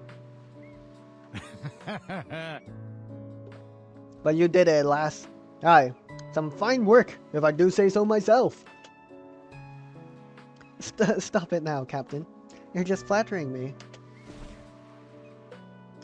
She shrinks her neck with embarrassment. That's right. No, not at all, Miss Marcus. It's just as the blowhard said. For once, you didn't gone to collect the post yet, have you? Seems your edition made the papers already, and the postman brought the replies. And they're good letters this time. Nothing terrible about them. We checked. Marcus opens one of the reader's letters.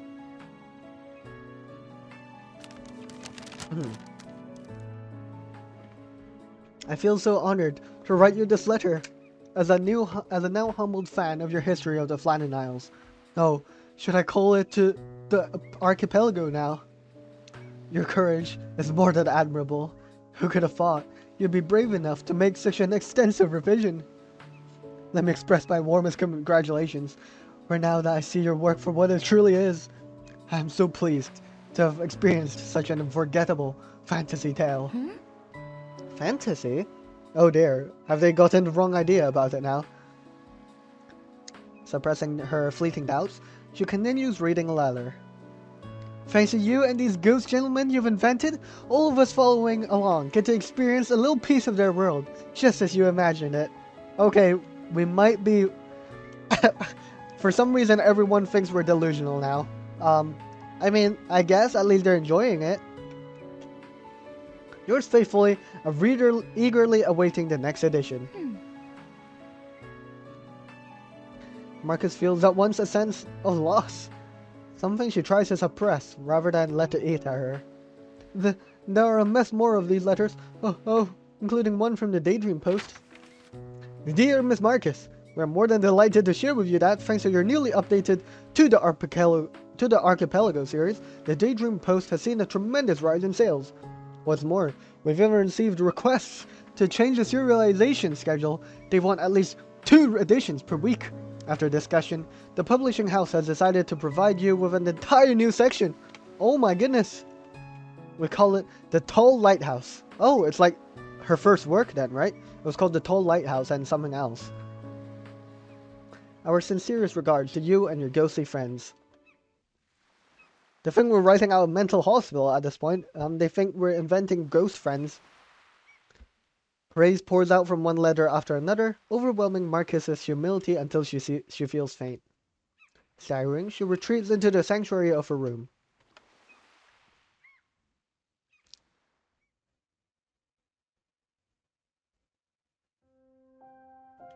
The excitement conveyed in the editor's letter still lingers a vivid image in Marcus's mind. Yet she remains more than a little perplexed. What? Did they choose to move to the archipelago from the documentary literature section? Oh dear, that's why everyone thinks she's making things up. Unsure about the publisher's decision, she continues writing.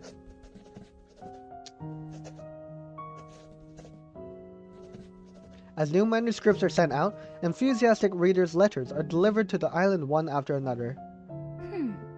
This is what I call a perfect representation of literary fiction. The tale of this investigative columnist's friendship with these 3 ghosts brought tears to my eyes. To dive into this surreal world of mysteries has become a pastime of mine during each and every afternoon tea. Your creative writing has truly brought a smile to my face. I envy the talent of these comical ghosts. And your imaginative, arcanist way of writing is, I must say, a refreshing break from the humdrum of human reporting. I look forward to reading more as soon as you can conjure it up. I personally believe this series deserves the title of Fantasy Story of the Year nominee. And if it doesn't meet the award criteria, we should create a new award for it, something like Arcanist Fiction of the Year. Oh dear. Things aren't turning out as we expected. All these letters are brimming with effervescent praise, but all of the same monotonous implication. Yeah, that we're writing fiction out here. Overwhelmed by the return of her anxiety, Marcus snaps her pen against the paper.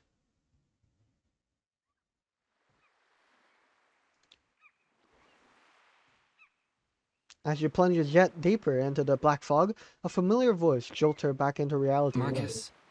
Hello, Miss Marcus. Something on your mind, lass? Seems like you've been out to sea with no paddle. A wee bit more than usual lately. Planning for a vacation, maybe. You're not turning into a ghost like us, are you? You fool. Balderdash. She's not pining for the fjords, nor has she passed on. Our wee writer is only a trifle tired from all her hard work. As usual, you have no respect for matters of the mind. He casually strokes his mustache, taking pride in Marcus and by some extension himself. Great. Miss Marcus, dare I say, you've been a veritable star as late. Even I'm curious about what adventures I'll embark on next. Marcus. Do you think you'll keep writing? About this island? About us? This question, innocent as it is, breaks a spell that had too long lingered over her, as if waking her up from a stupor. Will I keep writing?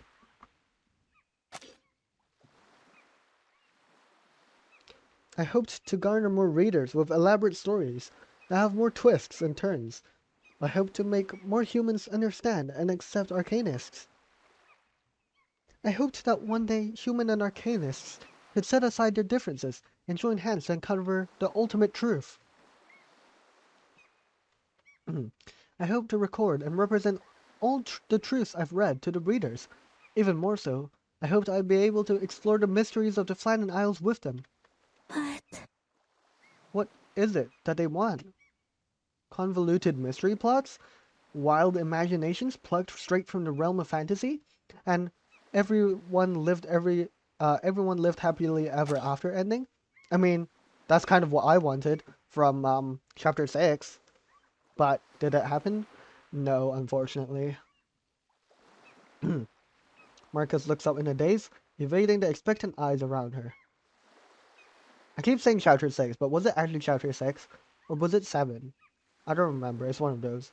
The sky above is unusually clear, but that doesn't seem to faze her.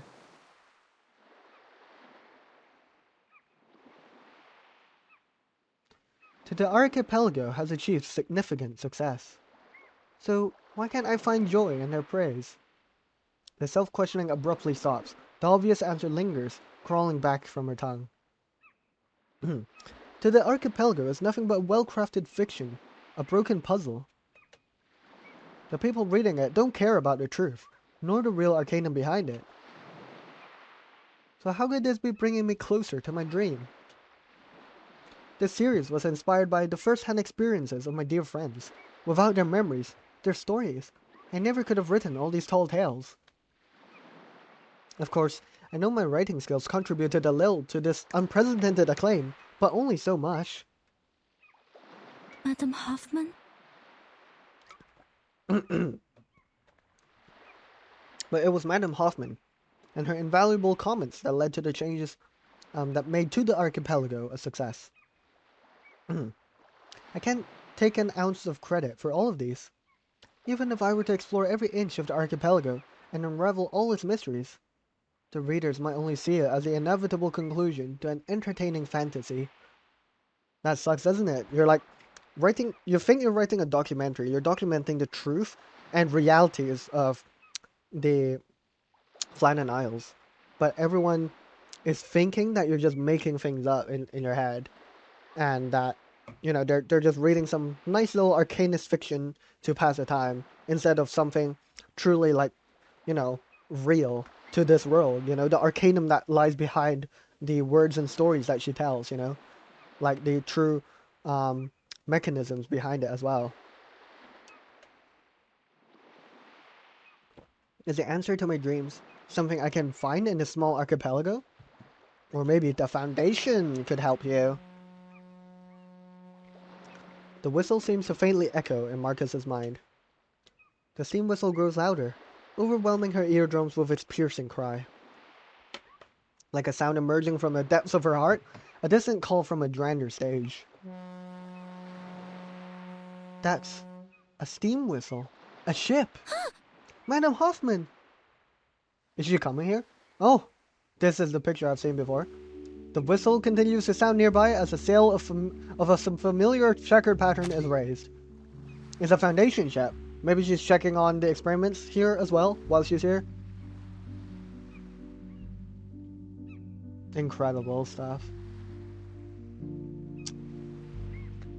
The final draft is in my room, James. Would you please send it to the care of Miss Dennehy for me? I entrust this mission to you, Captain. Thanks. She runs toward Hoffman without looking back, leaving her puzzled phantom friends behind. Miss Marcus, you're off at a sea, but well, just where are you off to now? Farewell, Captain James. Farewell, Donald. Farewell, Thomas. Oh my god, her manuscripts. The trapped young lady finally takes a leap forward. I mean, maybe this is the new step onto a new stage that she needed to further progress her dream, to bring humans and arcanists together. She does not look back. Carried by the sea wind, the letters and manuscripts flutter in the air as if waving Marcus farewell. Please wait, Madam Hoffman! Look at her, she's so shocked. The Foundation's ship begins to loom larger in Marcus's view. The surprised figure aboard becomes clearer to see. Madam Hoffman, I I- want to join the Foundation. Okay, sorry. I didn't know she was gonna voice it. Oh, epilepsy warning, I guess. Why'd it get so sinister? Perhaps. It got all sinister all of a sudden with this like eerie music, or background music, I guess. Background sounds, ambience, I guess. That was probably the first decision I ever really made on my own. Why? But why? Why did it suddenly come to my mind? Oh look, this is the outfit we first met Marcus in. Oh, this is the opera stage, isn't it? It was a long time ago. I'm sorry, is this the opera stage? Because I'm gonna be unhappy if we get brought back to this stage. As her vision clears, the overturned chairs and collapsed curtains around her hint at the ultimate conclusion of the current play. Why did I choose that path then? What have I really achieved?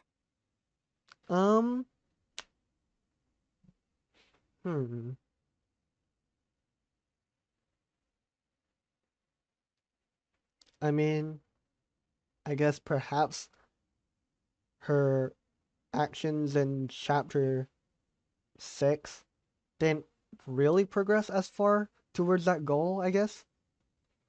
Sorry, I'm struggling to remember, like, what they did in chapter 6, because, they were trying to investigate the Manus Vindictae as well, right? Because, you know, they were there at the time, but what was their primary objective there in Vienna again?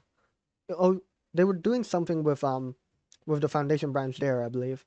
But what was their core mission there again? I kind of forgot. All I remember was Madam Hoffman telling Marcus that she's silly for thinking that the mission must continue and we still got to press on, and Madam Hoffman still has to press on and not die. But yeah, that's unfortunate. What happened to her? To be continued? Yeah, okay. Let's press on to the final part. I wonder then. I was thinking this part 8 would be Marcus and Madam Hoffman together, but I feel like now with that stage and like the curtains, you know, with that act closing, I wonder if that was, you know, that might be the act of Madam Hoffman coming to an end. So I wonder if stage 8 will be post Madam Hoffman's death. Let's check it out. Part 8, the young investigator.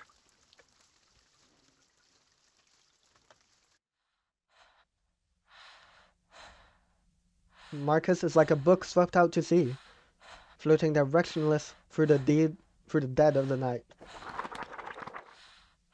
Familiar pages flash rapidly through her mind, echoes of the past ringing yet again in the present. I remember now. I wanted to make a choice of my own.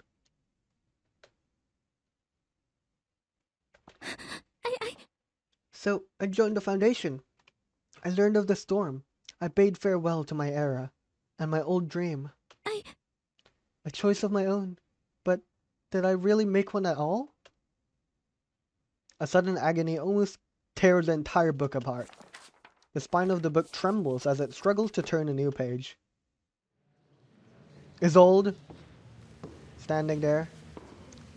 Yes, I've made my choice. Now see where it's led me.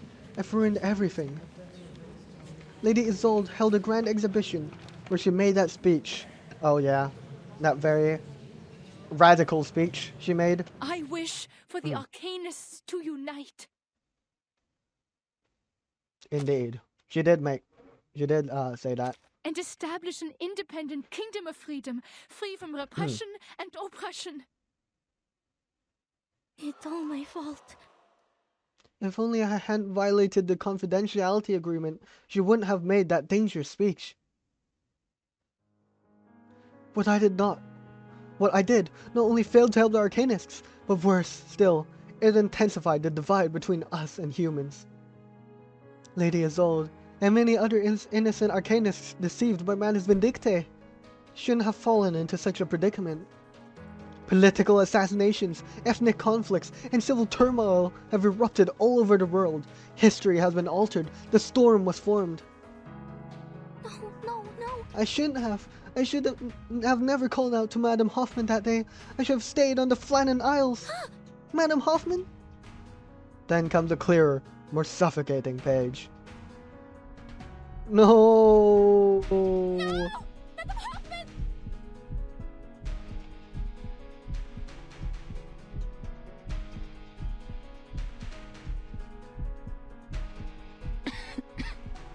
Don't cry, Marcus. I know what I'm doing. This is exactly the same from that scene. Back then in chapter 6 or 7, whichever one it was. Marcus was desperately trying to read into the situation with her Arcanist ability.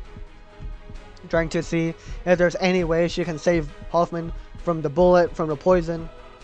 And I remember how visceral the veins that emerged from her was due to the poison that Forget-Me-Not devised against humans specifically.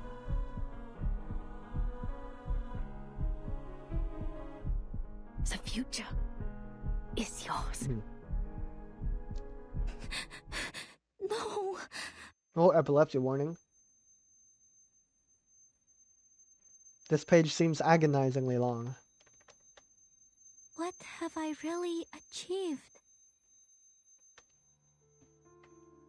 Images bristling with pain and regret ruthlessly intertwine in Marcus's frantic thoughts. Back on the island, I couldn't even stop my friends from fighting. How could I thought I would have been the one to change humanity's discrimination towards Arcanists? After I made just that one choice to join the Foundation, every choice afterward only seemed to magnify the people I've hurt. Even Madame Hoffman. I never once managed to live up to my aspiration. Could it be that I... The cold abyss stretches out before her. Reality, naked of any illusions. I've never left the Flannan Isles. I guess she's like metaphorically still trapped. The active cells within her body finally find an outlet amidst the surging pain. A strange scent invades the air, blurring Marcus's vision. Oh, where are we? Oh, we're back here. Marcus. Miss Marcus, how did you end up here? What is this? This is the background to the sage, no? Back in Vienna. What? Oh, poor lassie, you look miserable. What sort of trouble have you been in? I think this is in her head. She's imagining this, I guess. Hey! Then ain't worry, mate. We've always been here for you. Always ready to lend a hand. The phantoms, as ever before, gather around her with great enthusiasm. James, Donald, Thomas.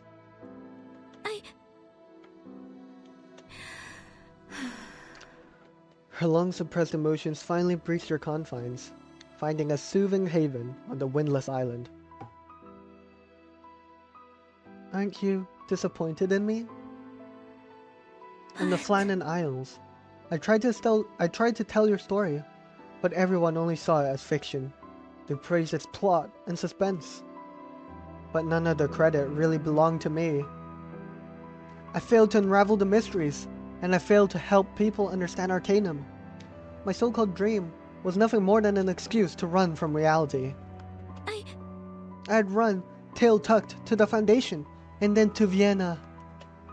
In the end, it feels as though I've accomplished nothing. I couldn't help Madame Hoffman stop Manus Vindictae. I couldn't find the incantation that might grant immunity from the storm. No. I only ruined everything. Yet the bitter chill of remorse fails to tear her down. For her loyal friend's warmth, even through the veil of death, can illuminate the darkest nights, like a refuge on her dark seas. Marcus. Lass, we don't know what kind of trouble you're facing now, but things are rarely as bad as you fear them to be. Take that on aged wisdom. No, we're all proud of you. Why? But I didn't do anything helpful for you. In fact, Right. Now, I won't have you slandering a friend of mine like that, eh? Or did you forget who wrote those wonderful stories that made people remember the Flannan Isles and us forever? Great. That may have well been the cleverest thing I've heard you say yet. But But I didn't uncover the truth behind your deaths. I failed you all. Her head hangs low, with an irrepressible shake lurching her forward and back. A familiar touch of warmth reaches Marcus's shoulder again. Marcus. Now don't be so hard on yourself, lass. How can we blame you if we haven't figured that out for ourselves? With a dozen years head start, no less. We've always stayed here all this time, but we've never given up hope. We'll continue to seek out the truth, no matter how long it takes. Remember what Madame Hoffman told you. Whether you find the truth or not, it is the journey that keeps us engaged. Suddenly, she is reminded of that addition. Why was it so loved by her readers? You remember those letters from your readers? So many bright ideas, trying to fix the puzzle you set out for them. Nary a one so got close, eh? But remember the fun we had talking them over. Finding the answer is not what really matters, lass. What matters is our perseverance, our courage to carry on. Marcus finally lifts her head. Madame Hoffman? She understood that lesson all along, and tried to pass it on to me. But do I really understand it now? Did If I were to die understand? today, would I know what I was supposed to do? I think I do now. Standing up, she races forward, just like she did on the island coast that fateful day. What really scared me was not death, but the possibility of dying ignorant. That is a Madame Hoffman quote. Oh, it's shattering. Marcus. Did you hear that? It's some kind of strange noise. Is that a storm warning? Or is that just a call from her device in general? It's probably just a general message from the Foundation. She takes a deep breath and opens her eyes. We We- can still make this right. Okay. Doctor, wait! There might be another way. Okay. Right. So this is all the way back in. Yeah, right. So the background makes sense then. Because it's still back in chapter 6, I guess, or 7, whichever one it was. And she was about to call out to Kakanya. And right. And that links up to the main story. I'll be real, it's been a while since that happened, so I don't exactly remember what her revelation there was that helped us out with the Hoffman knot. Obviously, simultaneously, back in the land of Vaporeon 37, and everyone on the island was investigating the equation regarding the knot as well. And we were delving into knot theory as well, which was cool. But yeah.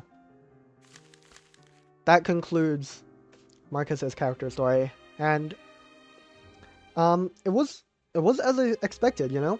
We got to learn of Marcus's solitude within the lighthouse back then in 1914, 1915, you know, around it, or maybe 1912 actually, because the logbook from James was 1900, and then they disappeared maybe 12 years ago. So maybe it was 1912 after all, and I was just misremembering the year. Regardless, it would have been, I think, after the 4th storm, potentially.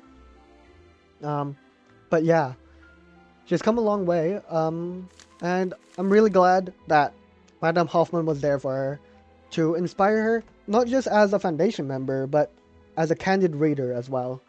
And I'm just really glad, you know, that Madame Hoffman played such a pivotal role in Marcus's life.